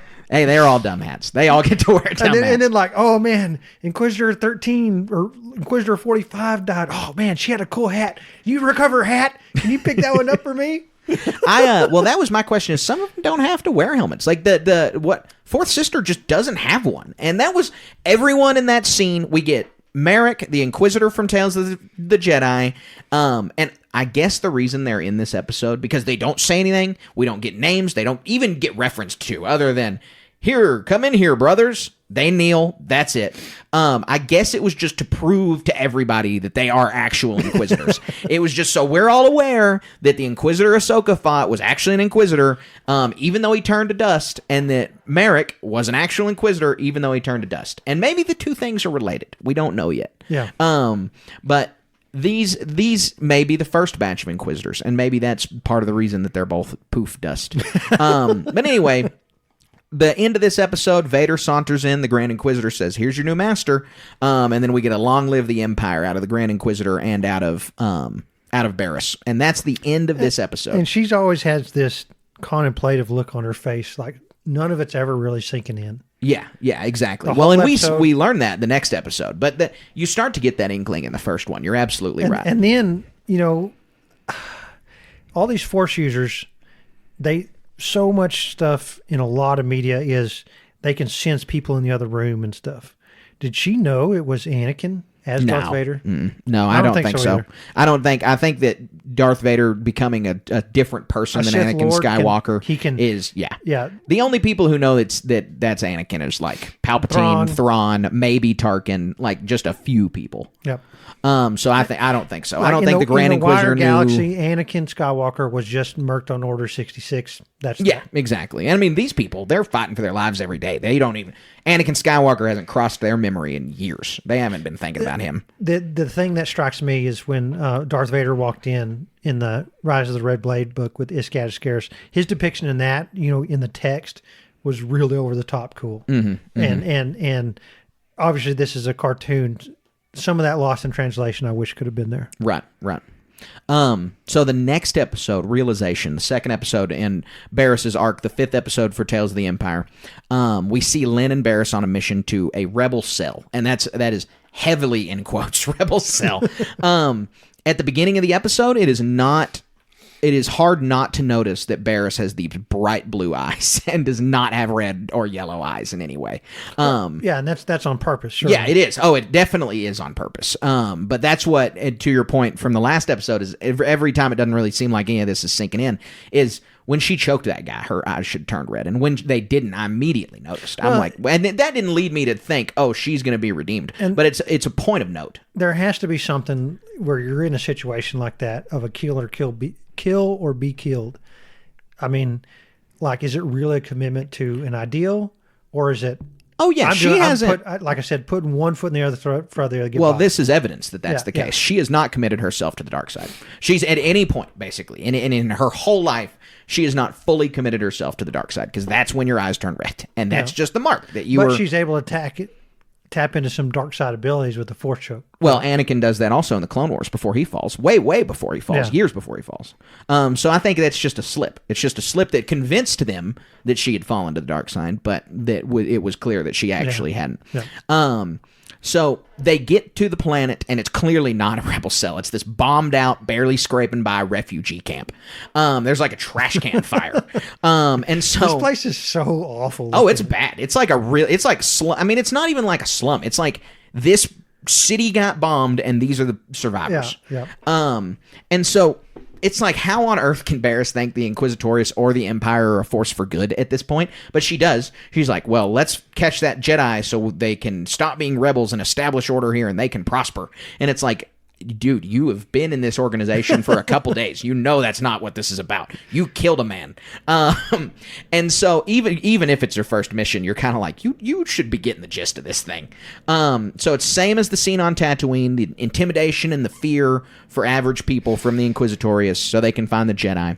But Barriss uses her compassion that we know from her Jedi time. She's just super. That's her whole shtick. As a Jedi, is that she's so exceptionally compassionate. That's why her character's led to bomb the temple in the first place, is she thinks they're not being compassionate to average people enough, and that's the only way to get through to them. And like we speculate in so many other cases, she's tapping into some Force ability to capitalize on this. With the child. Her empathy is amplified. She's calming this kid down through the Force. But she gets the kid to tell him that the Jedi's in the mountains, and so that Lynn then goes on a rampage, a slaughter, to classical music. It sounded really cool. This was great scoring. I mean, the counters just do it again. This was like a really interesting scene. You don't get to see anything, and it's all just the building and the lightsaber flashing around, but it's really, really compelling. And Lynn does it because the old man says, I give you my word, there are no Jedi. And then she says, you gave me your word, and kills him.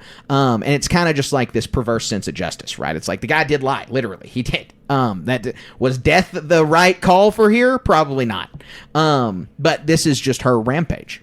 Yeah, to sadistic murderers, it doesn't matter what that guy says, right? You know, and also this was a tool to demonstrate to Barriss that this is the job. Yeah, the brutality of the dark side was what Barriss saw here, and she very clearly hasn't embraced the dark side by seeing this and the way she reacts to it.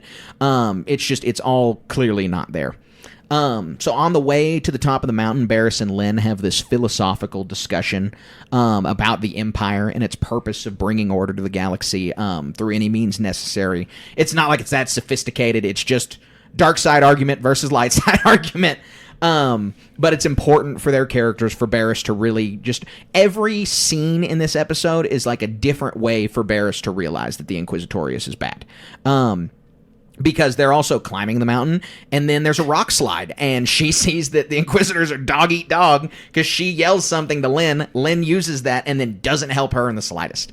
I was sitting there because Barriss is sitting there saying all these light side-esque things, and I'm wondering, like, man, Lynn, you need to get the message that she is not paddling. She's paddling the opposite direction of you this whole time.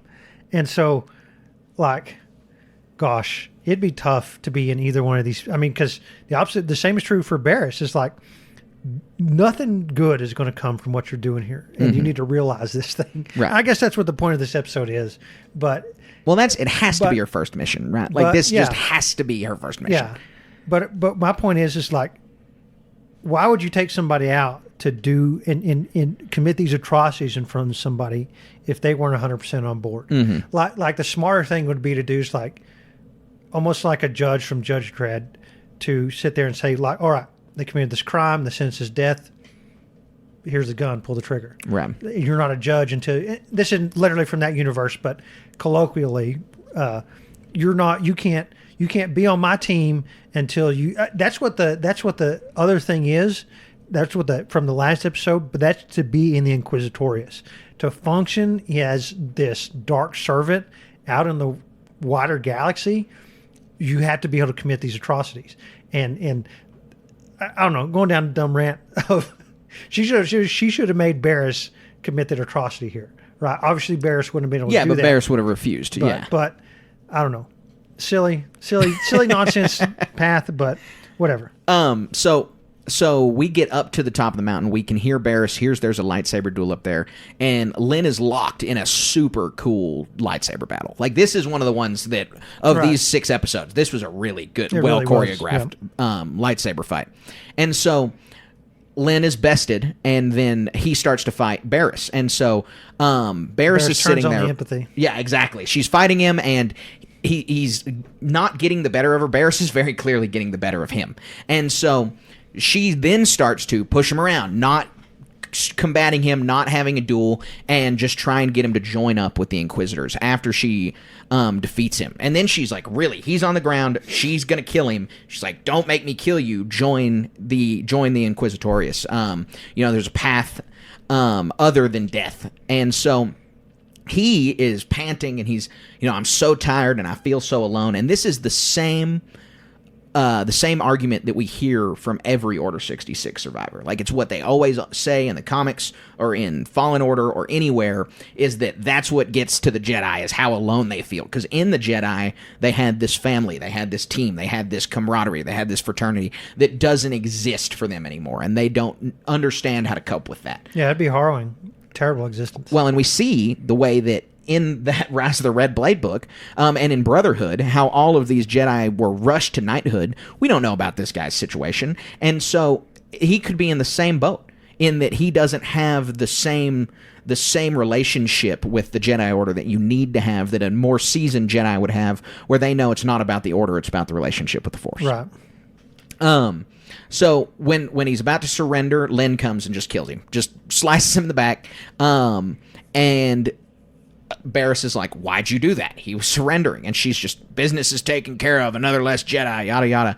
Then Barris does what shocked me, really cool, was happy to see it. She says, you have one more Jedi to deal with. Boom, force push off this mountain. It was super cool. God, it was awesome. It was just a raw moment for Barris, and she knows, despite the Jedi Order's flaws, much better than whatever this is. Right, whatever she just thought she was about to be a part of. She just witnessed a horrible massacre. Yeah, if she's so compassionate and she cares so much about individuals, there's just no way she can be. And she actually cares about war crimes being committed, right? Right, stabbing people in the back as they're surrendering. Yeah, exactly. So she turns back to save the other Jedi, and that's the end of the episode. And that's the second to last episode, and then there's this crazy interlude in the show where they just blast this Doctor Who commercial in between episode 5 and 6. It happened to me the first time, kind of forgot about it. On my second watch through, I'm writing my notes, and then just boom, out of nowhere, all this Doctor Who nonsense, and it is just so out of place. Why are they doing that? Why do I pay Disney Plus to give me random... Now, it's a skippable ad from the very first second. Yeah, regardless, instantaneously. Why in the world is this even happening when I pay this service? Do you like Doctor Who? I watched the David Tennant season, like, sporadically. Like, I've seen probably 24 episodes out of that season, and I really like David Tennant. He's my favorite British actor, but I'm not a Doctor Who. I'm not a Whovian, no. I last watched it in the 80s, and I don't care about it at all. Last watched it? Yeah, I think the show's completely different now, too. Yeah. It's just like a different thing now. Yeah, totally. I watched a handful of episodes. It wasn't bad, but it wasn't something that I'm just not into it. Yeah, me either. So the final episode is called The Way Out. It is really, really good. I thought, it really is. If I had to pick out maybe an individual episode that was my favorite, this one may be it. So we see 2 travelers coming across a frozen, barren wasteland of a planet. And then a hedgehog man pops out. Brown Sonic pops out of the ground. And he's waving at him. I was like, this hedgehog guy rocks. Love this alien. And so they come up to him, and the real mole man hours just is talking to him, and they say, we are seeking a healer. And so this is immediately, you're like, okay, Barris, obviously, one, that we know this episode's about, or 2, all the MedStar connections from her old expanded universe backstory before the new canon, 2 whole books about Barris being a Jedi healer. That was her whole shtick.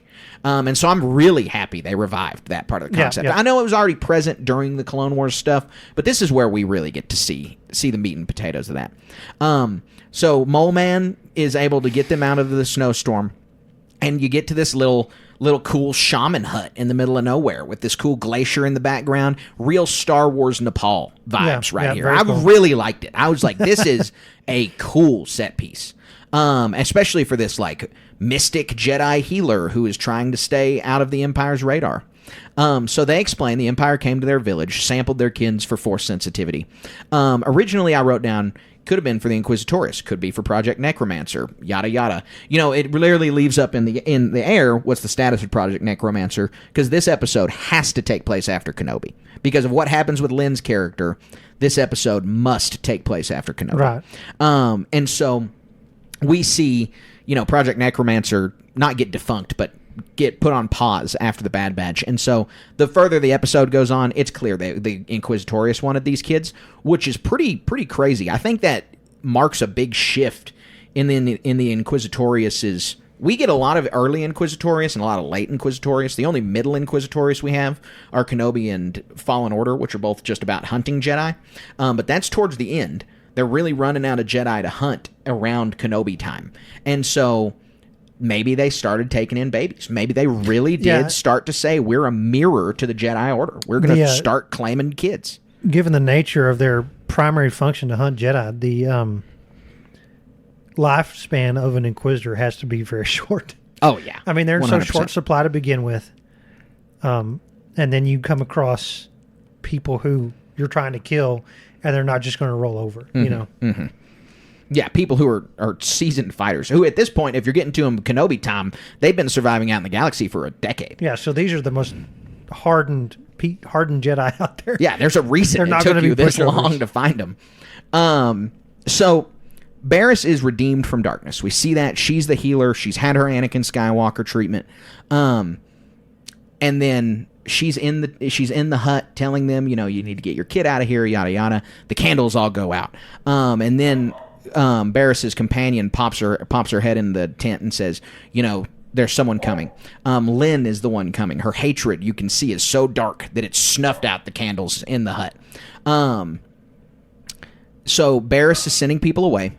She's sending away the family. She's sending away her two companions. She says, go to my starship. They ask what to do, and she says, I'm sending you to see an old friend. She'll understand what to do. Do you have any theories beyond this is Ahsoka? Yeah, it has to be. Right? But I was just sitting here trying to rack my brain, and unless it is a brand new character, I couldn't think of a single some offshoot person. of the path.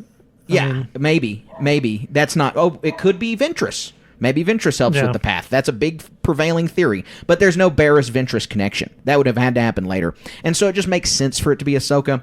But I'm getting tired of Ahsoka being this rebellion node for everything. And so Fulcrum. If you've got a theory, if you're listening to this podcast and you've got a theory out there, let us know, because I don't have one other than Ahsoka, and it's I don't know. I hope it's someone else. Or this is maybe very likely just never going to be explored. It's probably just always going to be a question mark. Yep.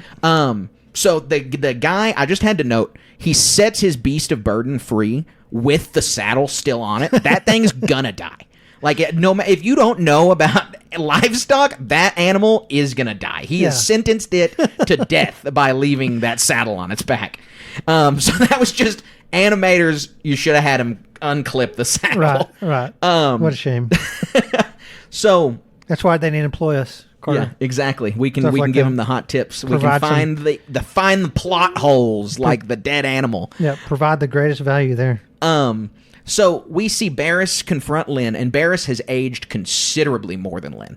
And the only thing that I can think that that's the case is because she's been using her life force to heal others. It's penance for her atrocities. Yeah, I didn't think about this. I just thought it occurred way later, but yeah, now that you say it. Well, Lynn has, she's aged some, but not visibly for us, the viewer. Barriss has intentionally had lines put on her face, and from the lines in the first episode, you have to assume that Lynn and Barriss are contemporaries, that they're around the same age. Okay. So I think that it is. I think it's because of her healing that she looks that way. It's just a theory, but I do think that. So we see in this fight scene, Barriss not using a lightsaber. Lynn is just striking at her. Barriss is dodging everything. She uses the Force to stop the blade. And I've seen some discussion online in relation to this and Ezra not using a lightsaber, and how this reinforces the idea that Timothy Zahn explored in Heir to the Empire, where Luke Skywalker is talking about Yoda and Palpatine, and in the original trilogy, neither of them use lightsabers. And so Luke is talking about, like, they are such powerful Force users that they don't use lightsabers. And so it's just this concept that Dave seems to continually introduce, that Force users who don't use lightsabers are more in tune with the Force than ones who do. Yeah. And that's obviously not completely true. Yoda does use a lightsaber. Palpatine does use a lightsaber. But the less you use a lightsaber, the more the character seems to be in tune with the Force. Yeah, it feels like, if you're a Jedi, especially one that got transitioned from a peacekeeper to a war footing, and like it's a class you go to and you have a choice to evolve into. And like when everybody's around you, it's kind of like the FBI. All of those guys carry a gun. Mm-hmm. It's like, you're an agent, this is what you do. Well, with no Jedi order around to enforce this, and especially in Ezra's case, right? And so then you pile on this redemption arc of where you're trying to atone for your past sins, it's almost like she's some sort of ultimate pacifist, right? Mm-hmm. Where there's no need for a weapon, and I'm just going to train and develop to where I'm untouchable. Right. Same with Ezra, right? Yeah. I mean, there's nobody. He can't use a lightsaber there because it'd just be a joke. It's unfair. Maybe, we surmise that the galaxy over there was out of resources, and even from a Jedi's philosophy, even though these bad guys are attacking you, you're not going to kill them because that's your moral foundational path. Same thing with Barriss here. She's not going to sit there and carry an implement to bring harm to someone in any case. Mm-hmm. And if that's your modus operandi, if that's your credo per se, you're going to be this untouchable when it comes to somebody swinging a lightsaber at you. No, you're absolutely right, because it lines up perfectly with what Yoda tells us in The Empire Strikes Back when he says, a Jedi uses the Force only for knowledge and defense, never for attack. And so it's just that clear, that ultimate pacifist ideal that Barriss is encapsulating right here is, I don't think she ever would have brought a lightsaber out. She's just going to tire Lynn out by always defending herself. Right. And even when we saw in the first episode of this arc, she wasn't any good with it anyway. Yeah. Yeah, that was never her MO. That was never her strong suit, lightsaber training, for sure. So Lynn needs to go find this kid. She's like, I'm going to come back for you. And Barriss tells her, don't go into the cave. Lynn has this really cool line I liked a lot, where she says, fear is my ally, not yours. That was cool. That was super cool, because that's just a really good understanding of the dark side right there. Like, it's just like she uses fear as a tool, and Barriss isn't using it as a tool. Barriss is just being matter of fact, but Lynn is already showing her hand that she's scared. If she gets lost in there, she's going to die. And dark side users don't want to die because they don't think there's anything after this. And I really don't think Barriss was coming at it from a perspective of, you're putting your life, like, she's not trying to scare Lynn here. She's putting Lynn's life, like, look, I care for you. I don't want you to die. Yeah, please don't go in here. Yeah, I think you're exactly right. I think it's sincere. I think it's a concern very for her. Sincere concern. She obviously does not want them to get caught, but she knows Lynn's not going to catch them. They're long gone. They got the head start in the ice maze. Well, she knows what the nature of that place, right? If this is a place that if you step out there and if you step in here and your heart is impure, you're dead. Yeah, it's that certainly place changes the way on you. An Ilum situation for sure. I think so. And so she goes in. The travelers are almost caught, but they continue to escape. Lynn can't find them. And you just see this fear on Lynn's face build. And then Barriss comes, and she's like, I can show you the way out, but she's just echoing it. Lynn can't see her. And it gets to the crux of it where Lynn yells, do you know what they'll do to me if I fail? And that's just the point of being a dark side user, is you may be using your hate, you may be using your anger, but it's all boiling down to fear. And so Lynn's lashing out in anger. She's going into a rage. And Barriss gets behind her, and she swings and impales her right through the chest. And I think it's over. Lynn thinks it's over. We all think it's over. She's going to die in this cave. I thought that was going to be the point of the story, was that she killed Barriss in this fever rage. Barriss is like, I forgive you, and dies. And then it's just like Lynn raging at the wall, and it goes to black because she's going to die in there. Right. That's not what happens, because the way out is a metaphor. Barriss tells her, you know the way out. And clearly the ice maze is the analogy for the dark side and how people in the dark side feel trapped. And this is how real people feel when they're trapped with sin or evil or whatever in their lives, and they're upset about things, is that they don't think there's a way out. When you've made a mistake, you don't think that you can fix it. And that's just wrong. As we always talk about, the core message of Star Wars is forgiveness, and that's the core message of this. Is Barriss is telling her she forgives her. Lynn thinks there's no way out. They're going to kill her, or she can't get out of the dark side, when that's just not true. Especially when Barriss, because it just left her in there to rot. Right. I mean, there's tons of corpses in that place when it gets right down to it. But Barriss having this ultimate compassion, this forgiveness, this all of that with Lynn, shows Lynn the way forward. And we get an awesome shot of Lynn walking out of the ice cave, leaving her lightsaber behind, and that's it. That's the end. And this was just such a personal story that I did not expect for Barriss, and I really, really liked it. Yeah, I mean, it puts her arc back around for this redemption that, I mean, as far as redemption arcs goes, I understand it's a little 3-part episode, and you got to know what happens in the Clone Wars, but it's some really top-notch stuff. Yeah, absolutely, absolutely. So my last question to you before we move on to the How the Force Works segment is: what do you think is the next Tales episode? And I want to encourage you get into Dave's headspace, because he's the guy that makes these. So, and the other layer of that is are there going to be elements in here that are down the path of whatever his movie's going to be? Well, that's exactly what I mean. By getting his headspace is what do you think he needs to tell us? Yeah, gosh, I haven't thought about this all. I'm kind of put on the spot. Well, I can give you my answer first, and it's pretty easy. It's Tales of the New Republic.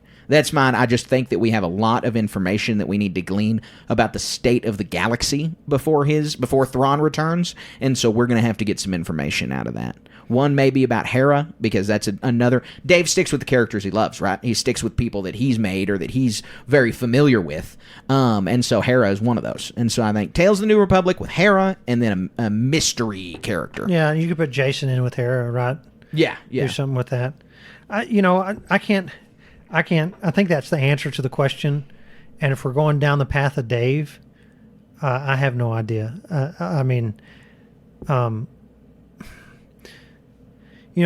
Trying to think back to the Tales of the Jedi. I mean, Ahsoka was one, obviously, but Dooku, I mean, that doesn't have anything that I can think of overtly that is going down a path to whatever his movie's going to be. Oh, that one, I think that one doesn't. And I also don't think Barriss's does, but I think Morgan's and Ahsoka's do. Yeah. And Barriss is just closing a loop, right? Right. Which everybody wanted, now they have, and they did a fantastic job. I mean, it leaves some open. Lynn gets her out of there. She's probably going to survive. Lynn's going to survive. But just to come up with an answer, I think this is not going to happen, and it doesn't have anything to do with Dave. I think it might be constrained. Is I don't even know what you call it, but tales of our original heroes. I mean, the Timothy Zahn books, Heir to the Empire, were all centered around Han Solo, Leia. Oh, Tales of the Rebellion. That's what you want. Yeah. Tales of the Rebellion, not the New Republic, which makes total sense to me. I don't care where they are in this. If we're going to put some constraint that they're leading up to his movie, I hope these characters are in it in some capacity. We posit that they're carrying on some other. Well, in Ahsoka, Leia overtly is. She's a puppet master in the background, getting C-3PO to do things, right? And carry a message here and being this go-between between Hera and the rest of the New Republic, right? Right. So Tales of the Rebellion, that's fine. But if we're going to create this tapestry that should include the original trilogy characters, because Thrawn should interact with Luke Skywalker on some level, right? And if Luke Skywalker's in it, like if we're going to put the Nogri in, Leia has to be there. And then there should always be a fantastic excuse to put Han and Lando in his hot planet off doing something, right, from those books. So let's do something to put these characters on their path in these new TV shows. I think that could be reasonably done for I said Hera and a mystery character. Tales of the New Republic could certainly be Hera and Leia, or Hera and Luke, or Luke and Leia. I mean, I think that you're right. I think that there's absolutely going to need to be some story building. What a way to promote that, though. Like, I don't think that'll be next year. That'll have to be down the road a little bit, because when they finally give us the original characters back in animation after it's been so long since we've gotten them in animation or in any media, it's going to be such a big deal. And so I'm not saying that this isn't a big enough deal to do it. A May the 4th celebration, drop a couple animated episodes would be super cool. I just think they're going to want to do it in this microcosm of hype moment, and I don't know when that'll be. Yeah. The Star Wars celebration in Japan would be cool. Yeah, certainly. So that wraps up the meat of our podcast, but we've got a lot more podcasts to go. We got a lot of exciting stuff to talk about. So stick around as we hop into our How the Force Works segment. That's not how the Force works. All right, so we have a How the Force Works question from our Patreon subscriber Loaf that we're going to get to in just a second. But I want to head this up with, we have recently reorganized our Patreon tier structure. When you're listening to this episode, you are going to be able to join the How the Force Works segment at the $1 tier. So you're going to be able to go to patreon.com/Star Wars Station, and for $1 a month at the Force Sensitive tier, you can submit questions to be asked here live on the show. This is based on some feedback that we've gotten from existing Patreon subscribers, as well as people on Instagram and on Twitter, and just general listeners who engage with us. This was a big change that we wanted to make, and so definitely go check out patreon.com/Star Wars Station. We're now at the $1 tier and the $2 tier. You have huge rewards. So go check us out over there, and you can ask questions like Loaf asked us, which today is just a fun general question. Every Star Wars character thinks about it, talks about it. They all have an answer for it. Who is your favorite bounty hunter? Okay, so this one I really love so much. I was looking, I Googled list of Star Wars bounty hunters because, you don't want to forget one, right? Well, no, I mean, I know most of them, but saying their name right, I constantly forget names. But I'm kind of trepidatious. I don't want to pick the most obvious one. But I started flipping through the list. I'm like, man, it has to be this guy. Has to be. It's Din Djarin. Oh, that's the most obvious? That's crazy. I was thinking you were going to say Boba Fett. No. Which Din is a totally respectable answer. It's just when you said obvious, I was like, oh, he means Boba Fett. No. Din is a father of young children. I'm a father of young children. His kid's 50. Young. Well, 50 in human years. He's like 10, 5 in Yoda species years, right? But it's so multifaceted, and it's not just about how cool the series is or some of the stuff that happened in some of these episodes. It's about that father-son relationship and how that develops over the thing. It penetrates to my core about how, like, to me, that's a lot of what this series is about father and son and how they tackle the being a bounty hunter in this universe and going from town to town. But another aspect that I really love, and it's from season 1, episode 1, that just set the tone of this character and how cool he was. It was, I can bring you in warm or I can bring you in cold. Mm-hmm. And it just progresses and gets better from there. I remember sitting on the couch with some friend who's passed away now, and we were just so enthralled by this TV show and how cool this character was and how it's progressed to this point. And now we're getting a movie and more seasons, and the Grogu character is all entwined with all that stuff. It's just so fantastic to me that he's my favorite. Yeah, no, I get it. I totally get it. I think that's such a respectable answer. And Din he's a badass. He's super cool. He's a good character.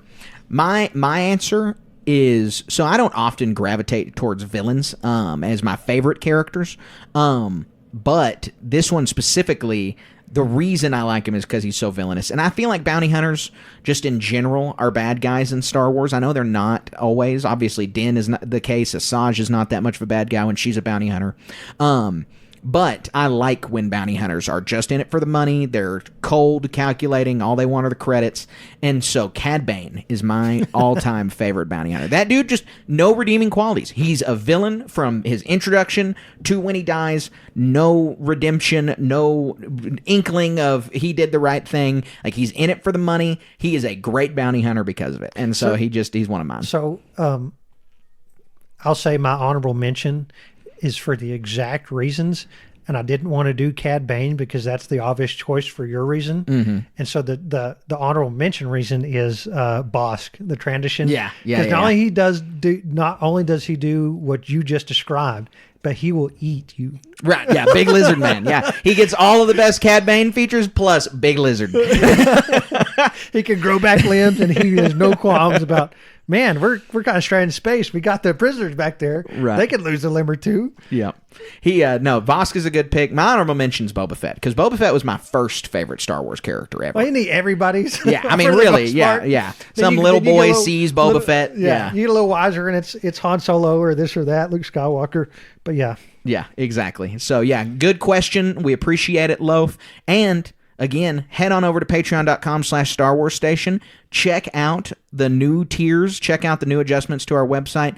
And let us know what you think. Start subscribing and start asking questions on the How the Force Works segment. We have another segment to roll into right now. This one, we've got some exciting developments for a TV show. And this segment is the HoloNet News. You made the HoloNet. So we've got 3 news stories today.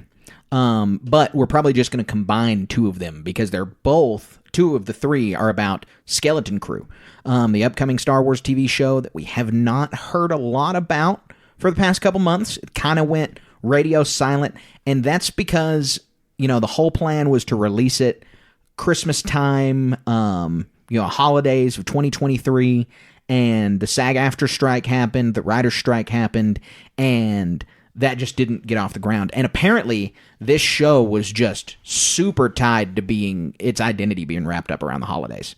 Probably because it's about kids or whatever. But the first of the 2 news stories about it is that John Watts, the director, has confirmed that it will be released Christmas 2024. Yeah, Skeleton Crew. I don't know if I said the name of it. Star Wars Skeleton Crew will be released 2024. Super looking forward to this. And this other news story about it is I'll get into that. Why? I mean, yeah. Well, we can. These are kind of tandem. So, what's the next news story? So I want to read this because I don't want to butcher it because it has some acronyms, and from what I know, I'll explain a little bit of them. Who's this guy's name? Phil Tippett. Phil Tippett, the legendary puppet master. Well, but for Star Wars, that's the person this quote mentions. I don't remember who's exactly saying this quote. Oh, is this not? I think this is also John Watts. Yeah. He said this. I got to use all the cool stuff on my most recent Star Wars show. We had previs, I don't know what that is, mocap, which is motion capture. We shot on the volume. We did everything. But the most fun part was we also used all the old school techniques as well. We got Phil Tippett's puppet master, you said, right? Yeah. Oh, Phil Tippett's the guy behind The Empire Strikes Back and Return of the Jedi puppets. To do stop motion. I mean, stop motion. Yeah. What are we getting to see in this thing? We got an ILM. Oh, I'm sorry. I skipped a line. We did. Yeah, you skipped the thing that blew my mind. Well, but this is every 5 words blows a mind here. We did matte paintings like real old fashioned matte paintings. We got an ILM painter out of retirement to come out and do that. So to me, all that stuff is fun, but just another tool, and it depends on how you use it. Now, that last sentence I disagree with. So many of these old TV shows and movies that had matte paintings and stop motion puppet masters and all this stuff, there's soul in those things that just existing in a green screen room loses, right?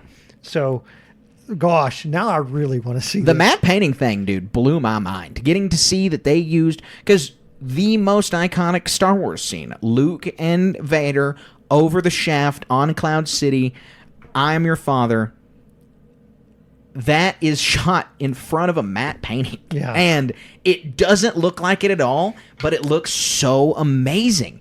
And all of those Cloud City shots, All of those Cloud City shots are matte paintings, and there's a bunch of matte paintings in Return of the Jedi, and they just all look so good, and I am pumped. And the AT-ATs walking across Hoth, if you don't know who Phil Tippett is, he's that. He's the guy who captured every single leg movement for every single AT-AT over days on a small, downscaled set where he just popped out from underneath the snow, would make one leg adjustment, run back to the camera, take a shot. And he did that for days. And it's just that kind of dedication and magic that Phil Tippett is going to bring to this. I'm so pumped to hear Have you this. ever seen a movie called Time Bandits? No.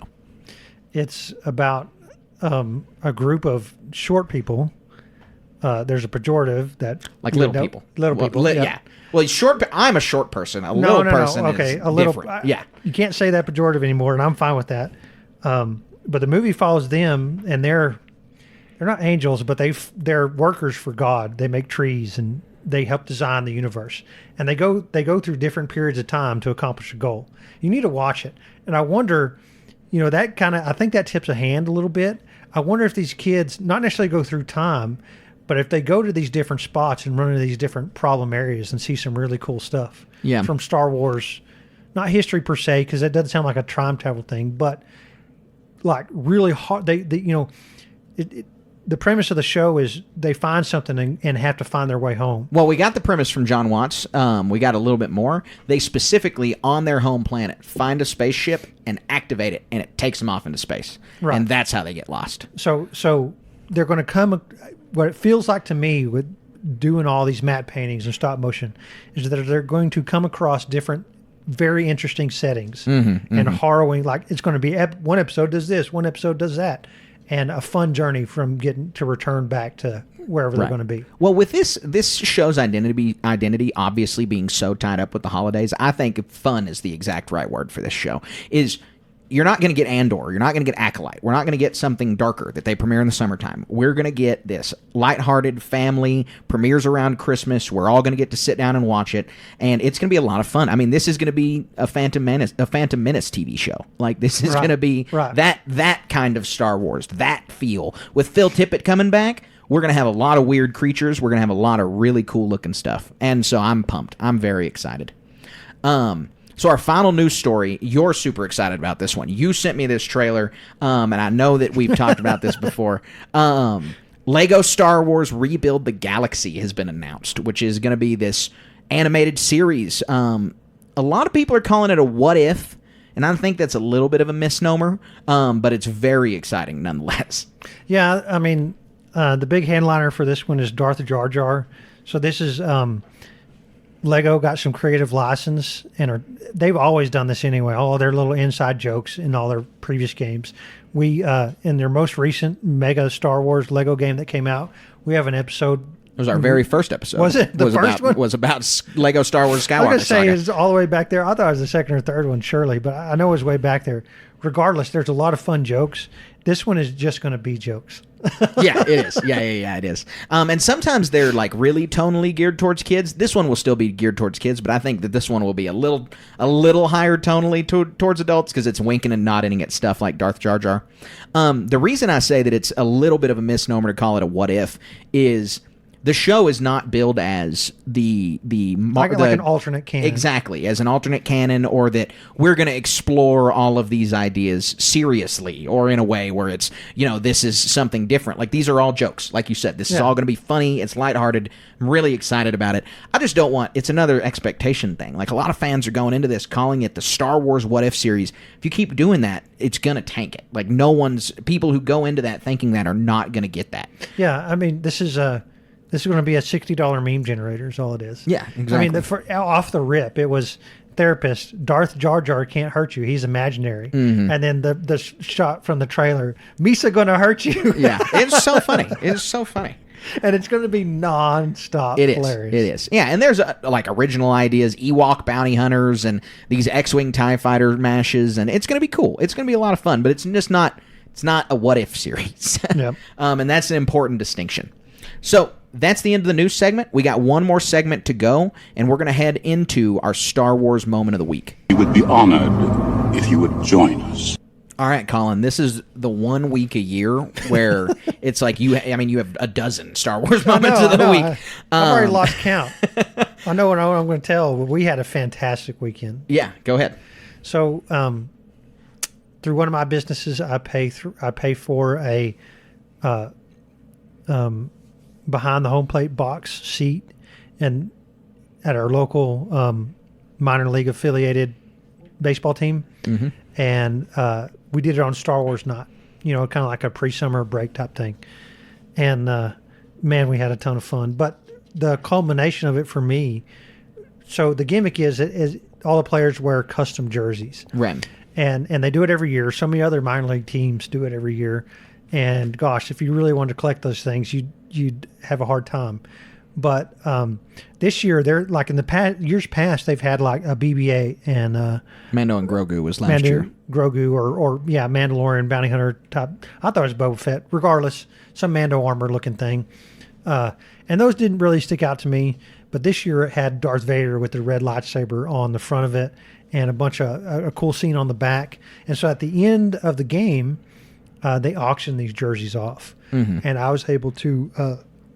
I forget the charity. I should go look it up. But you bid on this auction, and the money goes to charity. And I was able to get the mascot's jersey. The mascot is Ruckus. He's a prairie dog or a sod poodle. And it's got the number 0, and it's a 5X jersey. Yeah.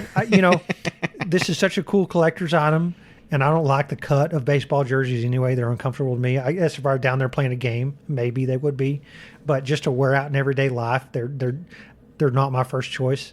So I'm like, I'm not going to wear this. It's going to look cool on the wall.